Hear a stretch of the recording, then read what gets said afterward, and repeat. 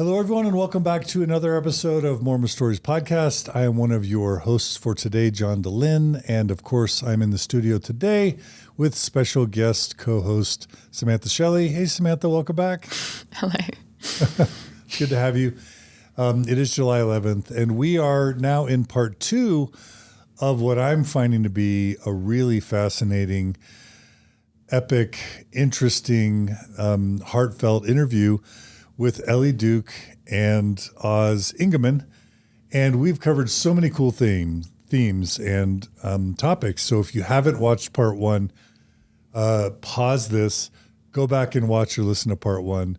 But in part 1, we talked about Ellee growing up in Draper, Utah, knowing that she wanted to be a singer-songwriter from a very young age, and how she and her family were super determined, including going to Nashville, including, auditioning for American Idol, including, paying her dues, including winning Alta Idol. What was it called? Alta Idol. Yeah. Like even winning Alta Idol, doing whatever it takes to make it big in the music industry. And when we left off for your part,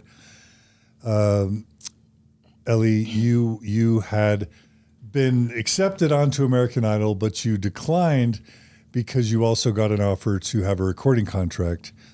And I should also state, most importantly, that we're timing this episode to coincide with the release of a brand new single that you are releasing today. And so I'm going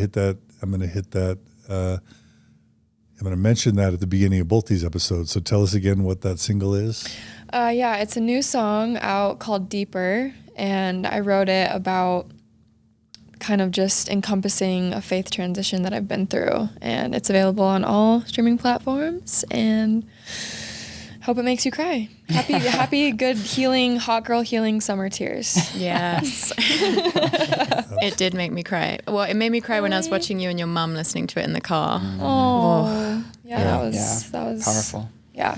Thank you. That's how I found out about you, is just through TikTok and Instagram. But that's just shows how old and out of touch I am, because you've written a #1 hit. Like we mentioned in the last episode, not only did she, get accepted into American Idol, but she wrote a song that was recorded by J-Lo that hasn't yet been released. Is that right? Yeah, it's not out yet. But you also had a #1 Billboard hit, which was called Craving with Artie and Audience, song that I wrote. That came out in 2020, and went #1 on Billboard. Wild. And you've got your own singles that you've released on YouTube. Yeah, I've been releasing music on all the places since 2019. Yeah. And I just opened my own label last year, and I'm a CEO, bitches. And it's great. We out here just living the dream. Yeah. And so part 2 is going to be where we kind of pick off from you graduating from high school. Yeah. Getting your record deal, and just to kind of bring us from then to now in this exciting time. And as I mentioned before, whether it's Mindy Gledhill or Wayne Sermon from Imagine Dragons or Tyler Glenn of Neon Trees, whenever there's an artist that is weaving their Mormon journey or their faith journey into their art and making that public, I feel like I want to do all I can to showcase it, promote it, and help connect it with my audience. Yeah. So that's why I felt passionately about having you out. Oh, well, thank you. Yeah, this is the perfect platform for it, honestly. So And then Auz, I have to admit, I didn't know anything about you at all. Up until 2 days ago, I don't even think it was planned that you were going to come. Yeah. But Ellie's like, hey, Auz is available. And your episode was so cool. Just your part of your story, and I'm just recapping. But you growing up with kind of a really famous grandparent that managed Marie Osmond and was in the recording industry. And then your mom is an actress and as a model, and your dad as a musician, and then your parents as architects and as, Larry King connection.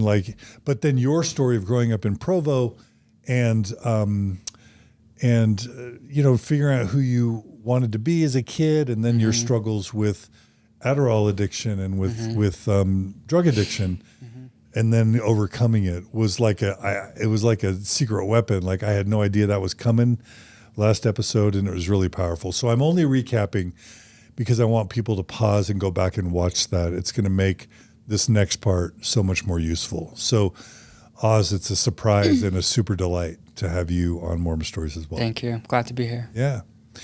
Okay, so as we left off, Ellee, with your story, you're 18 and you've got this record deal, turning down American Idol. And Auz, where we left it is you were about to meet Ellee. Yep. But we now have to go back 5 years because you meet Ellee when you're how old? 26. 26, and Ellee is 21. 21. So we got to go back and just rewind. And so we're 18 again. You graduate from high school, 18 Ellee. again. And how and where did your career progress after turning down American Idol and getting a record deal? Yeah, With Taylor Swift's label, by the way. Yes. Can't forget to mention that, right? So I graduated early. I moved to Nashville the summer after my senior year. And I found this little condo on Hillsborough in almost in the heart of Nashville. It was probably 10, 15 minutes from Music Row. And it was a 2-story little condo that I found for a steal, and I just moved in. My parents came out, helped me kind of move in, and then they took off, and I was just thrown right into the mix. I was writing with different songwriters and producers every single day almost, at least 5 days a week. The plan at that point was kind of just find a sound. You need to find a sound and a lane, and I wasn't fully country when I signed. I was definitely kind of Colby Calais, singer, songwriter, pop, but I played guitar. And so when I signed, they kind of said to me we'll see what you do, genre wise. But then immediately I'm thrown into these writing sessions with the most country old men in the industry. And they want to write about trucks and bear. And I was just That sounds so stereotypical, but that really was that really was what it was. And I'm just kind of a weird, quirky person. So I would bring in weird titles and weird concepts. And people would just look at me are you out of your mind? That's not, you can't write a song about that. And so that was kind of immediately a struggle because I was so used to writing by myself and writing whatever I wanted, to suddenly have all these people kind of telling me you can't sing about that, or that's not going to work, or that's too weird, or that's too off center. And I kind of just wrote for a solid 6, 7, 8 months, a lot of country songs that didn't really feel country, and nobody kind of knew what it was.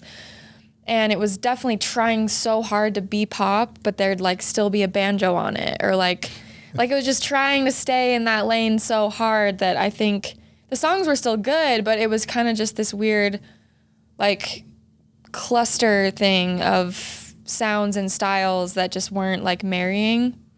And So can I ask a question about that? Yeah. Because I like to geek out about this geek stuff. out. So a record, so Taylor Swift's record label is signing you. In my mind, it's you would have already had an album, you would have already had songs, maybe you would have self-produced an album, and that they would have just put you with the producer, tuned up that album, and you'd be off and running. And you had mentioned having 400 songs you had written by the time you're 18 or whatever. Yeah. You could pick 10 songs for your next album and 10 songs for your next album. Mm-hmm. And you would have, in my mind of how it would normally work, you would have already known your genre, you'd have already known your lane, as you called it, your brand, or however, and you would have already had a following and hits. So I'm thinking, I must not understand what makes a record label sign someone, because for them to sign you, and then you go out there and you're okay, who am I? And let's put him with the banjo. Let's put her with the banjo. Mm-hmm. That's a different beginning than what my mind would have said would have been how it all began. Can you help explain that a little bit? Yeah, so... Not that it's wrong, it's just different. Yeah, no, I mean, I feel like I thought that a lot myself. Like, before I was signed, I just kind of thought, you know, all these songs that I'm playing are going to be the ones that we probably record. And, like, typically in an industry, like, standard deal, whether it's record deal or publishing deal, and you're signed as an artist, there's kind of this process that people want you to go through of, like, I think at that point too, no one felt like I had like the biggest hit. And that's what kind of the goal was when they signed me, was like, you have the potential to have like the big hits, but you haven't written them yet. And so let's put you in the room with all these other songwriters, producers who have written successful songs, who have a track record of having a hit or two or three, and then see what you write with them, and hopefully you write a hit, and hopefully we all think it's a hit, and then if it is and that all works out, then we'll put it out and you'll get famous and you'll be the next Taylor Swift, and bada bing, bada boom. So that was kind of their like plan, I guess, how it was explained to me. So they would have heard you sing. Yeah. They would have said, okay, she's got a voice. Okay, she can play an instrument. Okay, she meets whatever appearance criteria we have. Mm-hmm. She's been doing this for a while. Like, I'm wondering what the check boxes, and I guess you had made relationships. Yeah. Because you mentioned the gentleman that you kind of got connected with. Yeah, Will. Mm-hmm. Yeah.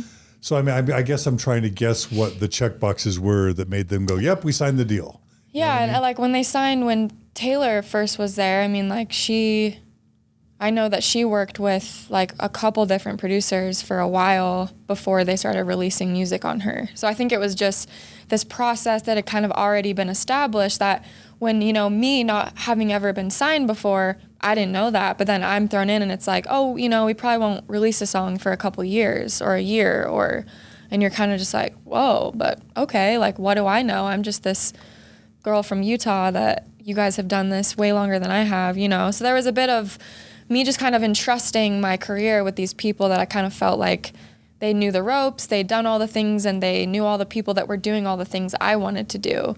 And so I just kind of didn't ask questions, and it was like, cool, great. But then when they started trying to really push country on me, and I wrote for 6 months and tried to write country songs and it didn't feel right, that's when I kind of started to push back a bit. What do you mean? I just came into I just came in one day and I just was like, I just don't feel like this is the lane for me. Like, I feel like I need to not be so locked into like, I have to be country, because I don't feel like creatively I'm able to create what I want to if I'm in this box. And so that's with the label exec or whatever, or that's kind of with like one of the people on my team that was like, I didn't ever deal with like the president of the label day in, day out. It was more like the publishing people that were kind of like developing me and setting up my calendar and introducing me around and taking that on. And so, so then they put me in with like a couple producers that did like a lot more like just pop stuff. And like immediately it was like, oh, okay, this is like something different and more like special. It feels more unique, feels like a lane. And so they were all excited, and then I wrote like more pop stuff for a while, and then my booking agent that I had gotten when I signed with them, he also was Leanne Rimes' booking agent. And so I was kind of telling him about, you know, I really just kind of want to do more like pop stuff, and like I'm just kind of sick of feeling boxed in with my concepts and the things I want to say. And so he ended up getting me on a tour with her, and so we came to the West Coast, and I played like 12 shows with her. And then when I was in LA, I did like 3 sessions there, songwriting sessions with like really like pop producers and writers that like only did pop. They weren't like country producers who did pop kind of half-time. It was like full-time. They were always writing and creating pop music.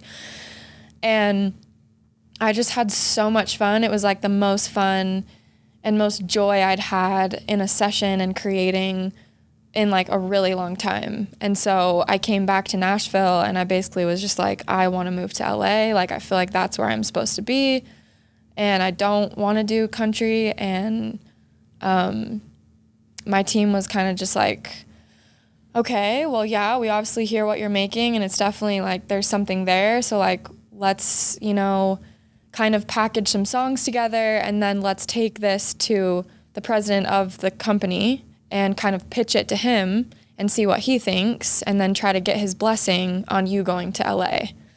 And so I like prepped really intensely for that meeting. Like I rehearsed what I was going to say, what I was going to wear, like what songs I was going to do, how I was going to introduce them, talking about the tour. I had all these like talking points I was supposed to bring up.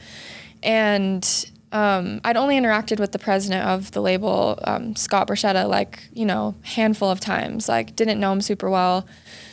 So I go into this meeting and like everyone is there, my entire team, he is there, my mom was there, Will, my like mentor was there.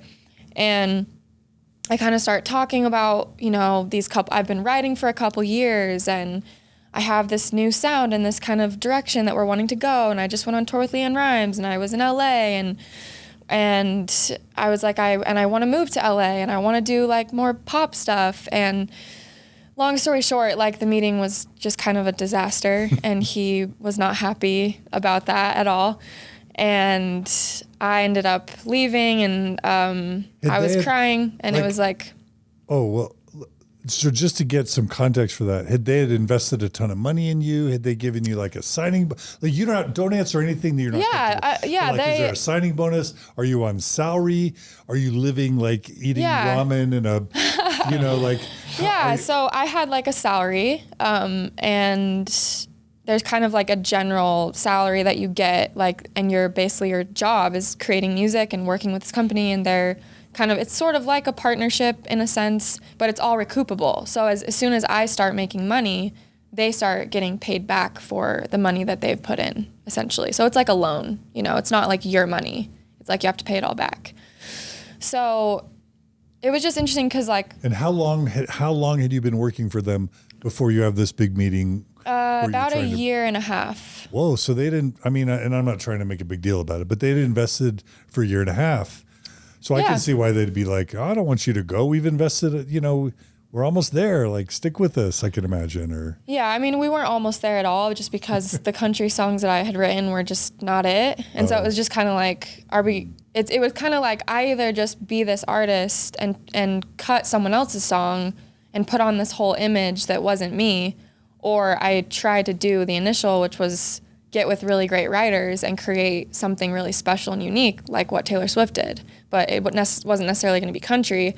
But because they were really comfortable with that process, and they were familiar with how the country world works with like, it's so different from the pop world. It's completely different worlds, how music comes out, how stuff's released, radio, the budgets, everything is so different. So yeah, 100%. Like I could totally see as well why he would be like, what? Like that's not what I was hoping would happen, And so he didn't go well. And he basically said like, if we're wasting your time, and like, there's the door. If like you want to do your own thing, like feel free to go. And so the team that I'd worked with and like kind of gotten to this point with thus far was like, still behind me to an extent, and still believed in like what I was doing. And so they were kind of like, oh, he'll come around, like we'll figure it out. And so I moved to LA, and they were kind of for a while we were trying to figure out maybe another team in LA that could sort of partner, that would make sense with everything. And because do they own you at that point? Like, do you have a contract where like if you're not allowed to? No, I couldn't have worked with any, like they would have had to approve and sign and be like heavily involved in that. So yeah, and so I went out there, we met with a bunch of people, and like there wasn't a ton of interest, and it was kind of, I don't know, I also wasn't at the point where I had the song yet, or so everyone thought. And so it was like, well, she needs the hit. Like, where's the hit? And what's the sound? And she has all these like half country songs, and now she's trying to do pop, but she hasn't done it long enough where it fully makes sense. And so it was just like a headache and just kind of my big dream and this company that I wanted to be with more than anything. I suddenly was kind of just, you have this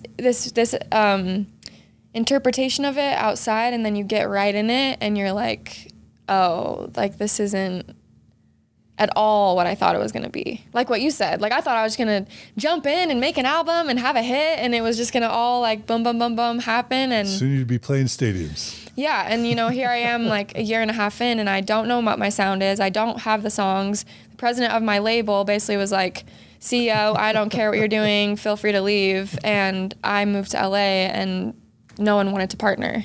And so it was just like, it was tough. It was a tough time. And my deal was up for renewal. So basically they could either keep me or drop me that like September. And I basically I asked for them to let me out, because I just felt like, the president of my company, there was a lot of parts in my contract where, there was control that was had, and so things could go one way or the other for me that wasn't in my control to a large extent, and that made me really nervous, because if someone isn't behind what I'm trying to do and supportive of me being myself and really like being an artist and not just a puppet, like what's the point of me being there? Like I could just get totally screwed over. And so I didn't have a lot of trust anymore in the team and what kind of the situation was because of things that were said in that meeting. And so I asked out, and because he had said, well, you're free to go, like I went and I got out, and thank God I did, because it was definitely not the right situation for me, although I learned a lot, and I'm glad it all happened. It was a really tough time. I'm just thinking back to you saying no to American Idol. Now you're saying no to the label. Every musician wants to sign a label with Taylor Swift's label, and you're saying peace out, I think, and for good reasons. Mm-hmm. But like that must have been a really difficult. It was really. I had so many people that were like, "You're an idiot. Like, what are you doing? Just be this thing that they want you to be for a couple years, and then maybe you can sing what you want to sing about." But then you hear about artists selling. There's the word selling out, Mm-hmm. and like. You started doing it because you loved it.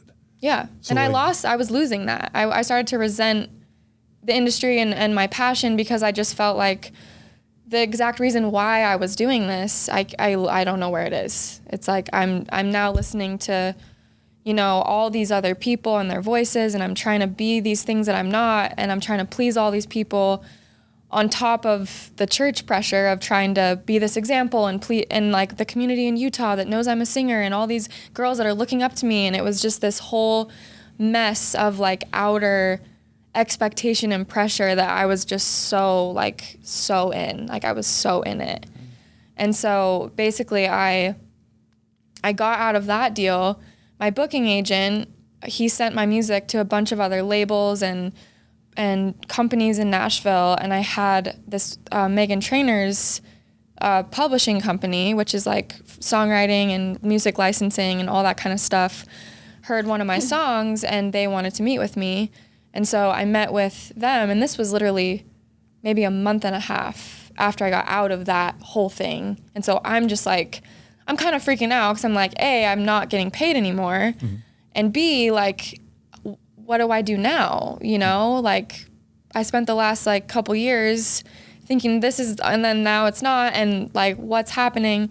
And so I go and meet with this other company, and I don't know why this happens, but like first meeting, they're just like, we want to sign you. We're in.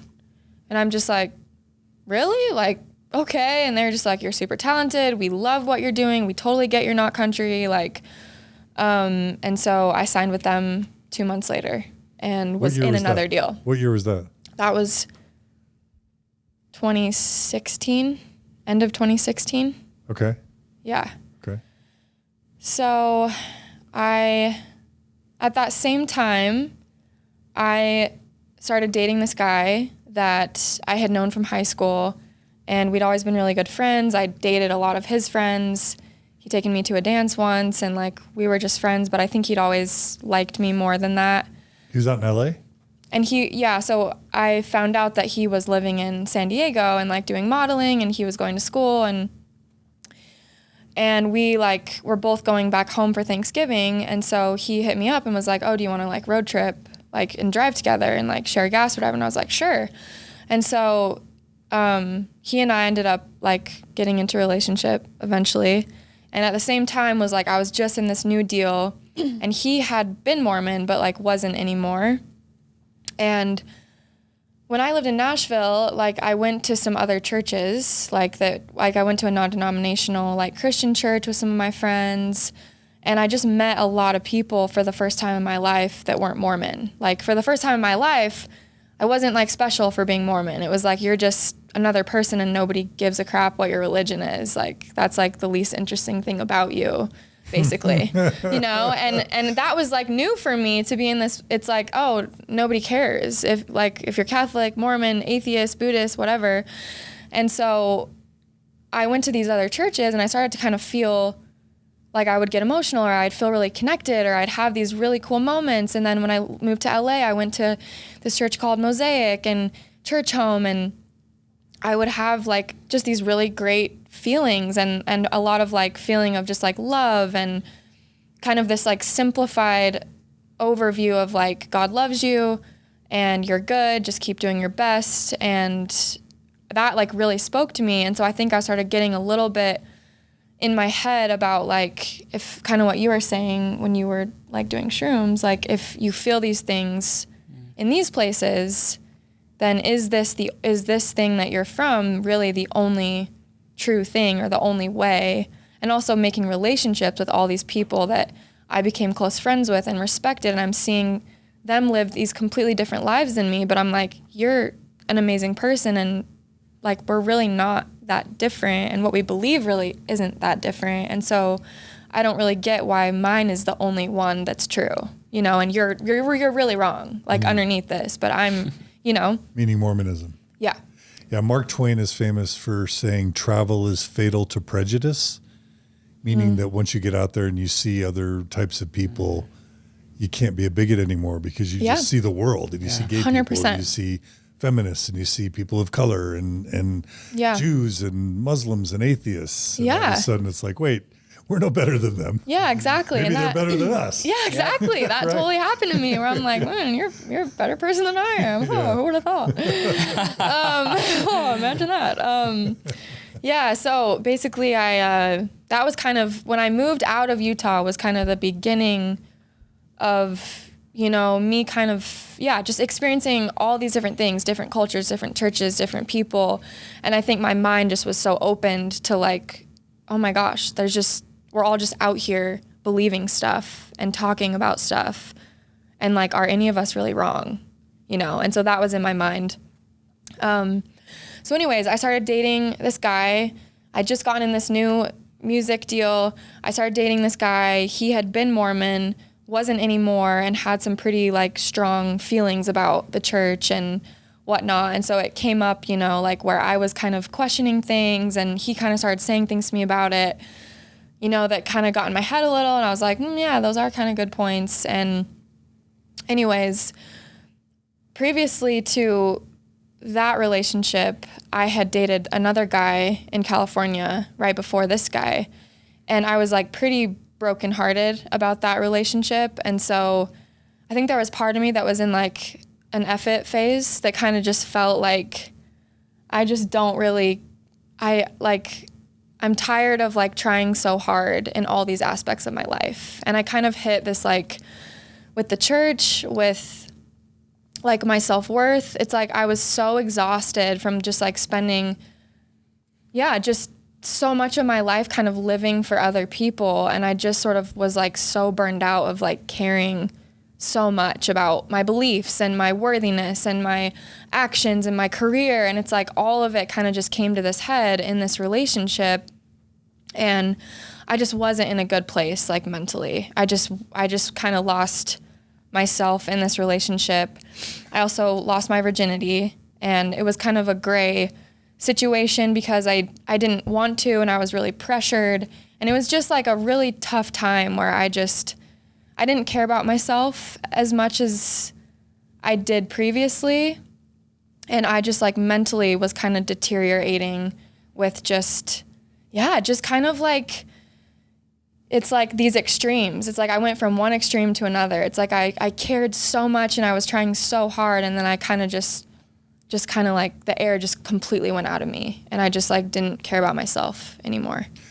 You referenced last episode your why, and you said it was the church. It was sort of like, yes, you wanted to be a singer-songwriter, but like there was a why there, which was to like promote the gospel and to promote the church. And you kind of, it was almost like Heavenly Father, you in your mind, you struck a deal with Heavenly Father. I'm like, you gave me this gift, and so I'm gonna live my whole life and use it to all these and do all these great things with it. And so when that wasn't happening, my dream deal, my Taylor Swift label, whatever, had completely fallen apart.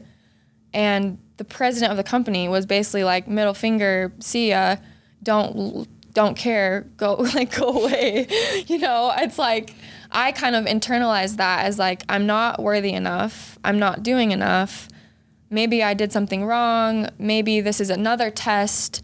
And I kind of got angry with God because I was just kind of like, you're not following your end of the deal like I am.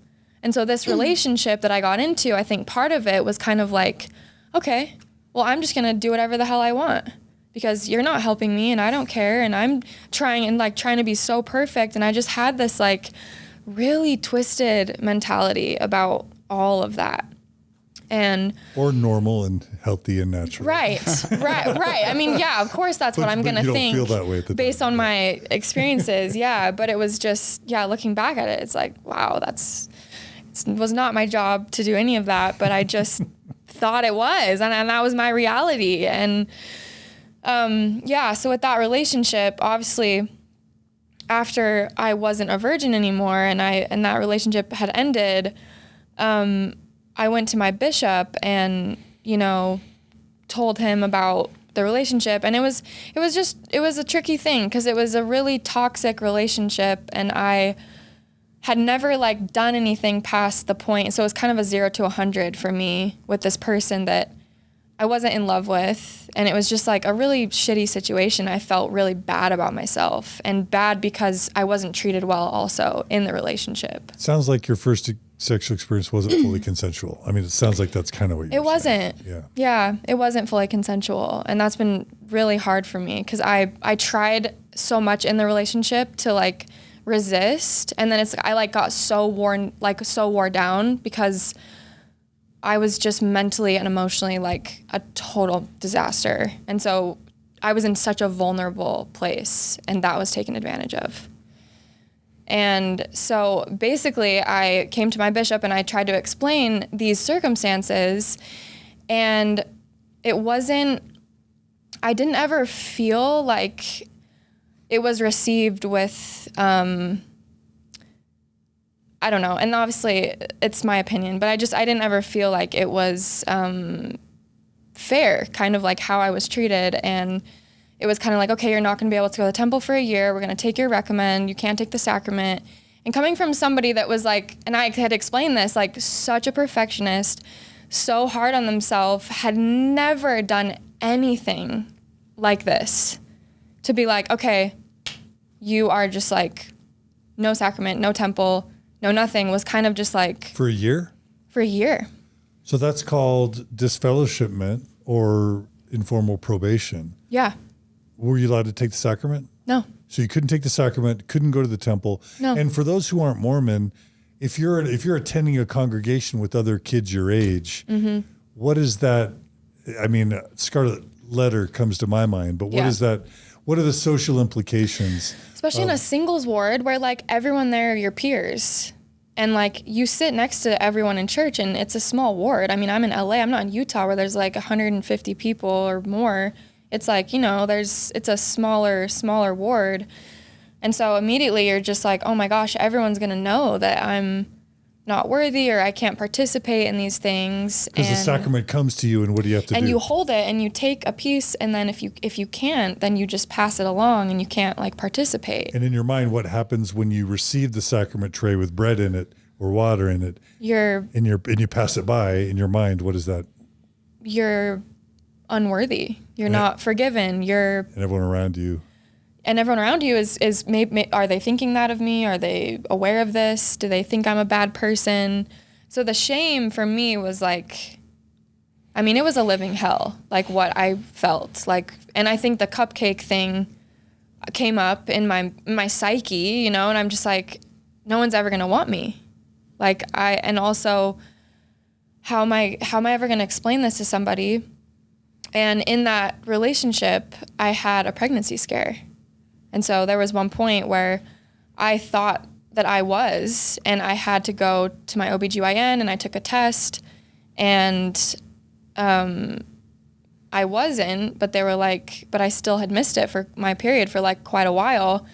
And that was like torment. I mean, I felt like this is God punishing me for having sex. Now I'm going to maybe be pregnant and my career will be over and I'm going to have a baby and like be with this. Like I was just so like everything that was happening to me was like a punishment or a blessing or based on if it was good or bad and on my like actions essentially. So I called my parents and I told them, like I was like, this happened and I don't know. And obviously I wasn't, and everything, it ended up coming when I was at church, ironically, and I had like a white dress on and it was like, oh, hello. But, yeah, that scared me so bad. And I kind of just felt like, okay, this was a sign from God that like, you need to like get your life back together. And if you want your career to work out, then like, this is kind of your last chance. And like, I just thought that, When you made that call, like your parents weren't Auz's parents, right? Yeah. Like that's a different phone call that you had to make. And I'm not asking you to out your parents or disown your parents, but they were super loving. Oh, wow. Yeah, they were. And I was distraught. I mean, I don't know if they could have been upset because I was just like, I couldn't barely talk, You were kind of sobbing. Oh, yeah. Ugly cry. Oh, yeah. I was just. I'm so sorry. That's okay. Yeah. Yeah. All right, is something coming up for you a little bit? Yeah, I think just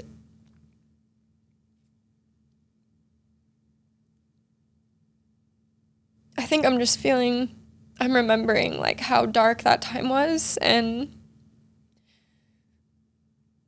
it just makes me so sad when I think about her because she didn't do anything wrong, and she hated herself. Like, I don't even feel like I'm that person anymore because I've truly like come so far from that. But like at the time, like I just like I was barely hanging on, like that was just, yeah, like the kind of the lowest like I'd ever been. And I just didn't have like a good relationship with God because I feel like my relationship with God was transactional. And so I didn't really have like anything grounding me except this like hope that maybe like I could, someday feel forgiven of this and like maybe things would get better if I like earned my way back to that point, And it's just crazy because like that's so far now from what I believe about all those things, but like to know how deep I was in that and the shame, like, and also with it being blurry with the consent, I think it's been tough. It's been a really tough thing for me. And like literally I remember being in my car and I had just met with my bishop and he'd like said all those things about my repentance process. That's what you want to call it.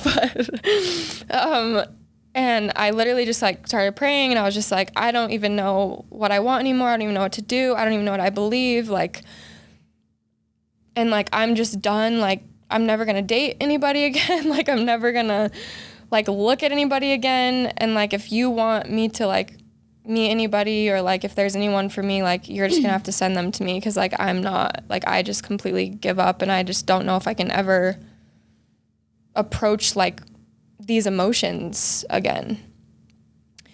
And like around this time was when I had met Austin.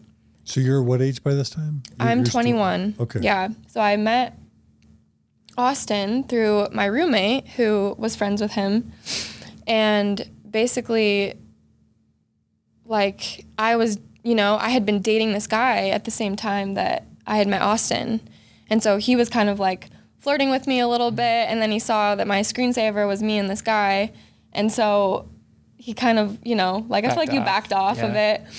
But then eventually, like, we broke up, and then he found out because, like, I had a picture on my Instagram and I deleted it once the relationship was over. Like, perfect. Yeah, and so he texted me the night of, like, the morning that I said that prayer, and, like, he was just like, hey, like, what are you doing tonight? Do you want to go on, like, a night hike with some friends? And I was like, yeah, like, these are good people for me to be around. And it was the first time that I had texted you individually. He had kind of been texting me in group texts and stuff, and yeah, it was the first time he just texted me. And so I ended up going and having just, like, a great time, and, like, everyone was just, it was just being around people that it was, like, a really good feeling, and I hadn't had that for a while in that previous relationship. And so, yeah, we kind of just from there, like, it slowly just, we kind of started talking, and then, a few weeks went by, and then we were hanging out at, like, this bonfire, and we just, like, talked the whole time. And it was, like, one of those moments where, like, you literally feel like the whole world stops and it's just the two of you, and there's, like, nobody else there. And I had never really felt like that with anyone before. And so we were just talking around this campfire, and yeah, like, we both were just crushing, like, super hard. And then he asked me out, like, a week later, maybe. And we went out, and I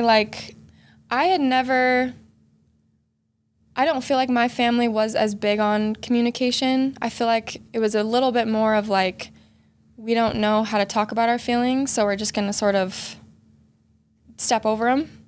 And so I didn't know how to communicate my feelings super well. And so I feel like Austin was kind of the first person that I'd ever met / dated that, like, made me feel so safe to, like, feel whatever I was feeling, be wherever I was at, and just, like, how he is so non-judgmental and just so, like, unconditional. Like, I think it was, like, maybe this, like, a few times into us hanging out that I told him about my relationship and all the stuff I was going through with the church, and, like, I just kind of opened up about everything, and I'd never, like, done that with anybody before. And so, and she was tormented. It was, like, bad, just in her head, just, like, shaming, guilt, just so much. Yeah. And so he, like, was kind of the person that helped me so much with that, and kind of, I would be talking through these things, and he'd be like, whoa, like, he kind of explained, like, okay, God isn't out to get you, and, like, you're not being punished. And, like, he kind of was the first person to, like, hear how I was talking about my thoughts and be like an editor, and, like, hold on, there's actually another way you could think about this that, like, isn't going to make you feel so shitty about yourself. And, like, I never had anyone do that the way he did it for me before. And so, like, that immediately, like, I feel like we just became so close, like, emotionally, because, yeah, like, I never really had somebody, like, bring that out of me and, like, make me feel so safe to just be exactly where I was at and not have to pretend that I was something I wasn't, and yeah. And Auz, as we think about where we left off with you, you would just sort of, like, really hit rock bottom in terms of your Adderall addiction.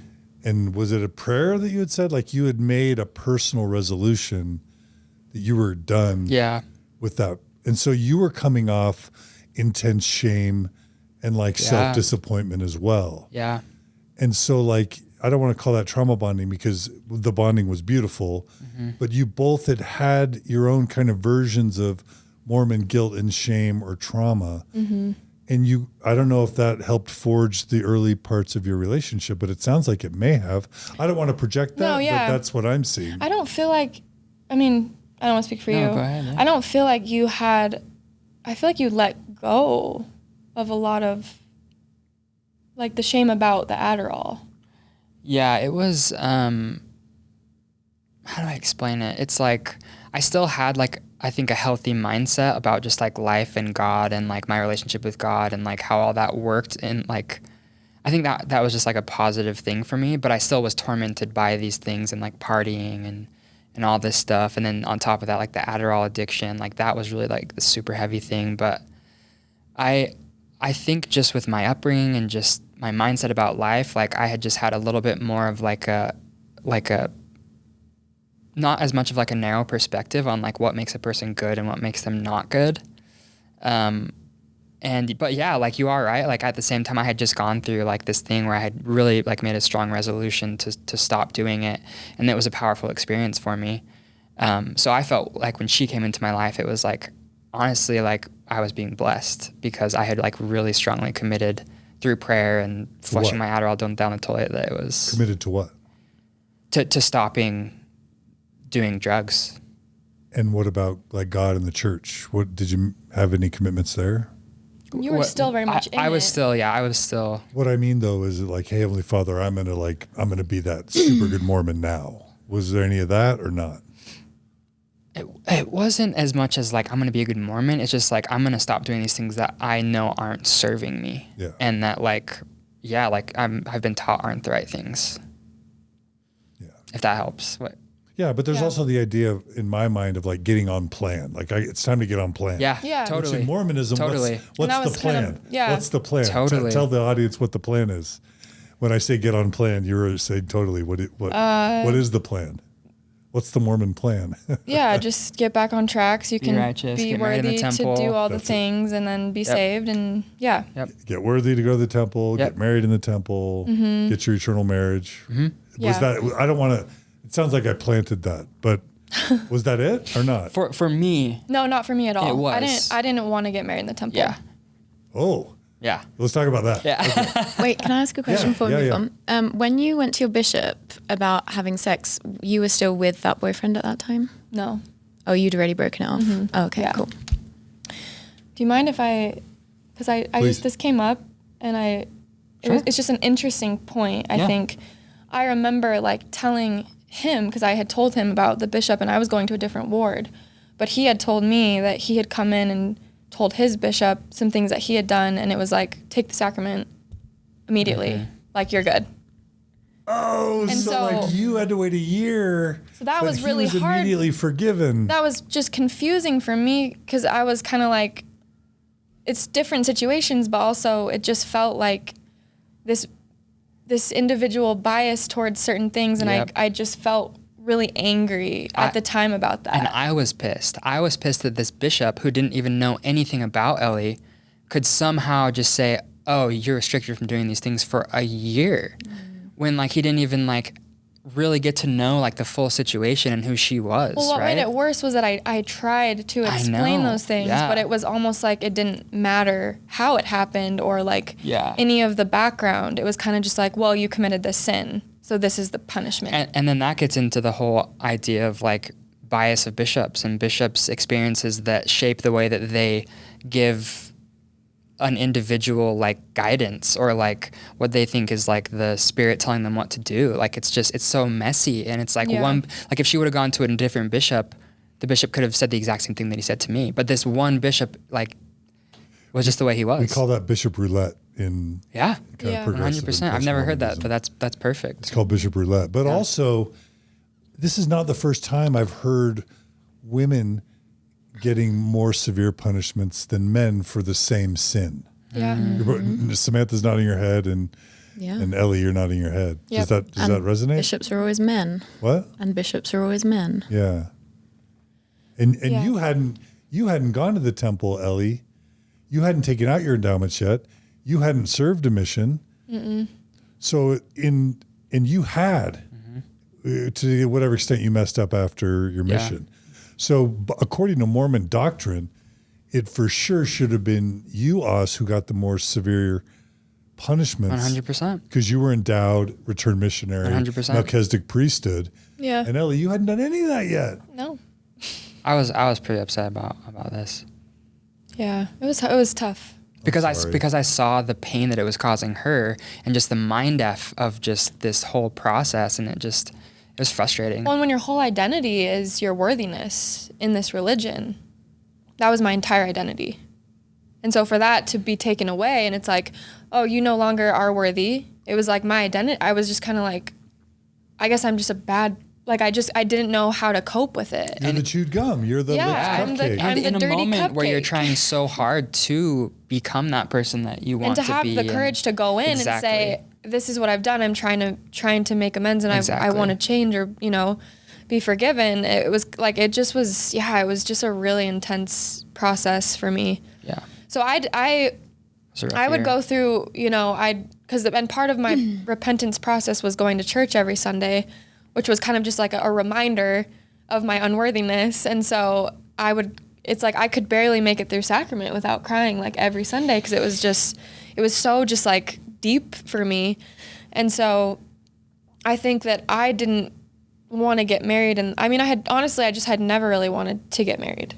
Yeah. Like I had said in the previous episode, because I felt like, okay, if I'm Mormon, then I'm probably going to marry some guy that's like patriarchal and tries to tell me what to do and what to wear. And like, I need to be more modest and I can't swear. And I just kind of had this idea, and everyone I dated was like not Mormon. And it's like interesting looking back at that, because anyone I dated seriously was not a member. And it's like, that's a little weird, because subconsciously I think I was trying to find a way to kind of escape it in some way, you know? But yeah, once we met, and like we're dating, and like how long had we dated? Like 8 months, and we kind of started talking about getting married. 9 months. I don't remember. We really fell in love quick, and we were just like, honestly, just like we created a super strong connection right off the bat, and we would have super deep chat. Like our first date, we literally like we just became like got best in and out friends. and talked till like 4 a.m. at her apartment, just like talking, you know, and just laughing and joking. Yeah. We had the same sense of humor, like just on every aspect. We were just, it was kind of just like, this is like weird. Like I've never met someone that I just feel like I have such a good connection, but also we see things really similarly. And he was like the first guy that was Mormon that I dated that wasn't like, because I had dated a few, and like you were just like so chill, and you were kind of telling me like, you know, to like, you were trying to help Loosen me up chill a little bit. about things. And I was like, oh, I like that. Like, I like that someone is like, let your hair down. Like, you know, it's like everything will be okay. And and then in this whole time I wasn't able to go to the temple or take the sacrament. And so for a lot of our relationship, like I was just kind of dealing with that. And then I started going to a new ward, and his bishop, I had met with him, and he was just like, take the sacrament. He's like, you haven't been taking it this whole time? And I was like, no. And he's like, okay, you need to take it. Like, just take it. I hope you're just be taking it. And then I was kind of like, it's that, like, it was just like, almost like laughable, like, oh, just take it, you know? And I was like, it was just a weird situation, honestly. Anyways, so that kind of... But that's like, we have to pause there, because like the amount of distress and shame and self-loathing that former bishop's punishment was causing you it's horrendous. It's abusive. Yeah. And to learn later that's just, that's his approach. Yeah. And then the new bishop's like, just take the sacrament. Like that you whiplash. think, oh, well, that's better. Oh, good. I'm glad you got out of it. But no, that makes it worse. Yeah. Because I'm like, why did I just go through all of it? Like, really? It was just that easy? Yeah. It was interesting. Yeah. But just, Samantha, you mentioned this, but the shame cycle that high demand religions put you through, it's the BITE model, behavior, information, thoughts, and emotions, but they have strong behavioral controls that almost no one can meet, whether it's dietary restrictions, clothing, restrictions, or sexual restrictions. It's always going to be tied to things that everybody does: eating, sex, and wear clothing. And they're going to get you with the shame. And then once they do, they catch you in that trap of self-loathing that makes you feel awful about yourself and makes you feel like you need the church to be better. So they create the disease and then they offer themselves as the cure to the disease that they created. And what that does is it binds your commitment to the church by giving you this awful punishment. Well, you're never going to disobey the church again. And that's when they get you. Yeah. If they get you, that's how they get you. Yeah. It's just disturbing how much control bishops have over people's identities, because if you would have had a more chill bishop who was like, go on your way, don't do it again, like still love yourself, Jesus loves you, like how you viewed yourself would have been different. But like, because you had such a harsh bishop, and like you said, your whole identity was the church. Yeah. Then it's like he's like holding your identity in his hands and has the power to like determine whether you're going to be like, well, I'm still a good person and like Jesus still loves me, versus like I suck and for the next year I have to be socially shamed and. Yeah. I'm so sorry. And there's hundreds of thousands of Mormon youth and young adults that go through this every year. Yeah. Yeah. Yeah. And it just continues like year after year, and everyone's okay with it somehow. And the church doesn't fix it. Yeah. That the church relies. It's like the secret. It's like not only do they not fix it, it's like their secret sauce of getting people on the shame spiral of unworthiness. That's how they bind people to the church. Yeah. Now I have a question for you. How much of that do you think is like malicious versus None. Yeah. No, these are from their perspective, from that bishop's perspective. It's like, oh, I'm going to help her. Yeah. I'm going to help her become righteous and clean, and we want healthy living, and so 0% pernicious. Yeah. They are, from their perspective, they're good men helping you repent, follow Jesus, And get become closer pure. to, So that's what makes it so awful. It's this thing that gets kicked off, and then it has a life of its own. Yeah. And everybody's the hero in their own story. That's what I think as well. Yeah. Yeah. 100%. Totally. Yeah. Yeah. Well, I'm so glad you found each other. Yeah. Oh, yeah. Me too. Yeah. Was this the Huntington Beach singles ward in? No, Southern it was Cal? the Glendale. Okay. Yeah, I Singles ward. was in the Glendale. I was Singles in the ward. LA first because I lived in West Hollywood at the Okay, time. okay. Yeah. Yep. But then I started going to his ward because his bishop, it was kind of known that his bishop was really chill. He's great. Yeah. Yeah. awesome. He is awesome. Yeah. We love him. Yeah. Anyways, so where was I at? So you courted for 9 months? Yeah, we were dating. We we dated for a dated year and a half. for a year and a half. Before we got married. And then we,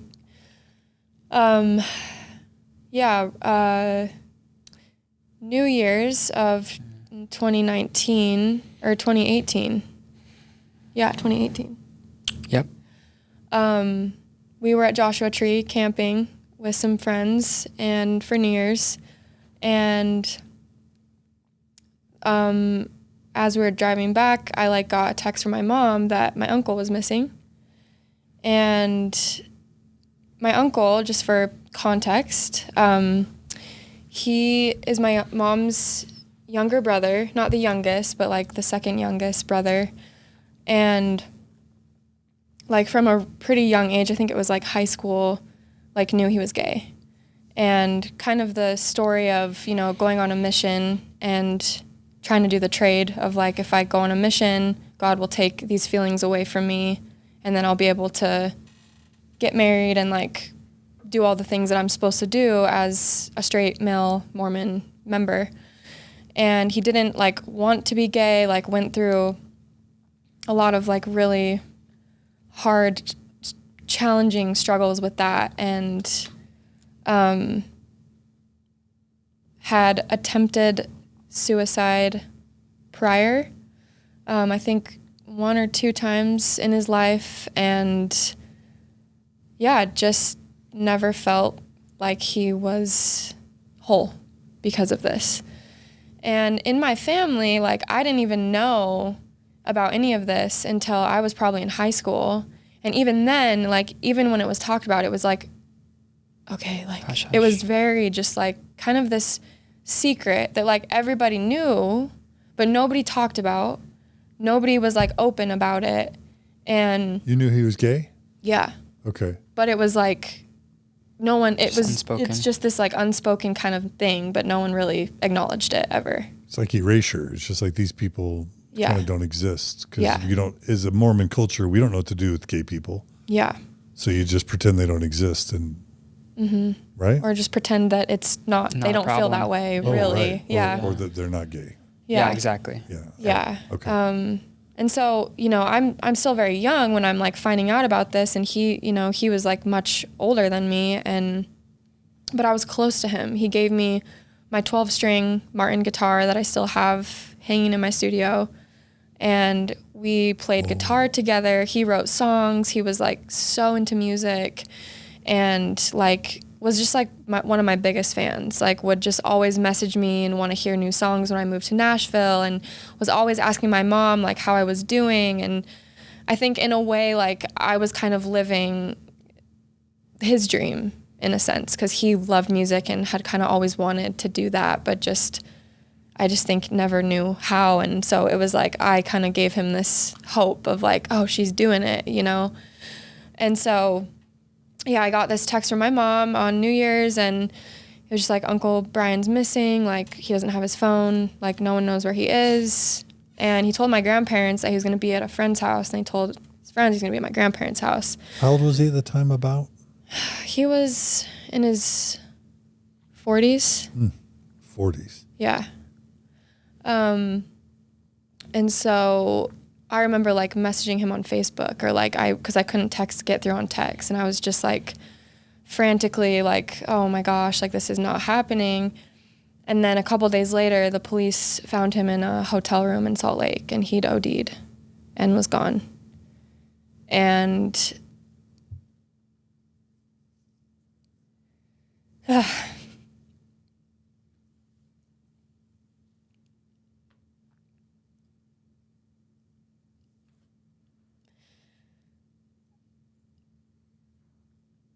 sorry, it's kind of hard for me to talk about. Sometimes it doesn't come up as much, but yeah, that honestly changed my life. Like, I was never the same after that happened, and I don't know how anyone could be, you know, because your whole reality, like, just crumbles and, like, falls apart, and everything you think you know, you just don't anymore. And, what was, like, really devastating was, at his funeral, I sang, and I couldn't even make it through the song, but, a lot of his friends got up and like spoke about him, you know, marching in the parade. And I think I know for a fact that the thing that, because he had tried really hard to kind of stay in the church, and he had tried to stay celibate, and he had tried really hard to kind of live this life, you know, to still kind of make it after and not act on his feelings. And his friends that he, you know, were like his family, that like knew him truly for like just him, got up and spoke at his funeral, and like were very open about him and how he felt about things. And like, I know with the church passing the thing about gay kids whose parents are gay not being able to be baptized was kind of the last straw for him, from what I kind of gathered. So that was the November 15 policy. Yeah. Where the church makes same-sex marriage grounds for immediate excommunication and apostasy. Or right? the kids. The kids. And then the kids of gay parents can't kids be of gay- baptized till they're 18. Yeah, the exclusion Yeah. policy, Yep. where they can't get baptized, they can't go through the ranks of Yeah. the priesthood for men, and they have to denounce, if they want to join the church at 18, they had to denounce their parents. their gay parents, their marriage, before they could get baptized. It was a really dark day. Yeah, and we even struggled with that. I mean, a lot. That's part of the story. Yeah, that's part of the story for sure. But so anyways, just I know that was just a huge thing for him, as it obviously it would be. And there was people there at the funeral that were like very upset and like offended by like his friends being so open and like real about him. And that really upset me, and like just honestly it just made me feel like, this is not how God would view this, in my opinion, and I don't feel God here. And I just, yeah, it was just a really tough time where nothing really made sense, and What had you been taught that God felt about gay people? And then what did you feel God felt about gay people? Well, talk about both the discrepancy. I had been taught that, like, God still loves them, but, like, doesn't condone them acting on gay feelings, same-sex attraction, whatnot. And me, having now lived in Nashville, LA, one of my really close friends is gay, and I had been, obviously LA, there's so many people there that are part of LGBTQ, and so many that I had become so close to. And so it's this very conflicting thing where even when I did end up getting my recommend back and they asked me about that, I was just like, if any of my gay friends get married, I'm going to go and I'll march in the parade. So if you don't want to give me the recommend for that, like, don't, because I'm going to do it. Like, I was very much like, and my uncle, and that happening with my uncle also just, yeah, it's just like you never think that's going to be your family until it is. You like hear about it happening and you see that it happens to other people, and then it happens to your family, and it's just like, this, what? Like, it's just, yeah, it's a really intense thing to go through. And yeah, just trying to wrap your head around, if God created everybody and God doesn't make mistakes and somebody's gay, how do you explain that? How do you explain that God created them that way? Then how would he not want them to find love and be happy just like anybody else? And that was really, I couldn't really find any closure with that the church's perspective on it. Oftentimes, Mormon apologists will try and say, well, suicide's complex. Death by suicide's complex. It's multidimensional. And they'll say, the altitude, it may be the altitude, or it may be other factors that aren't related. But there's a real desire amongst apologists for the church to say that when a gay Mormon dies by suicide, it's not really tied to the church. Do you have a opinion about whether it was in the case? I know for a fact that it was because of his suicide note. Yeah. It very explicitly said things about the church and the life after, and how that was all kind of going to go because of how he was. Yeah. So I know that was a very large part of it, for sure. Yeah. Yeah. I'm so sorry. Yeah, it's all right. I believe that he's in a better place, and yeah, I mean, I don't know for sure, but I believe that he is, and that he's at peace now with that whole dark time of his life. And I hope that he is, Yeah. So yeah, that was right before we got engaged. Yep. Like a month. 3 weeks. Yeah, month before. Yeah, Yeah. 4 weeks. Were you saying that you never looked at the church the same way again, or the church's LGBTQ policies the same way again? I would say initially the policy, but I think it was just still really hard for me to even want to get my temple recommend back at that point.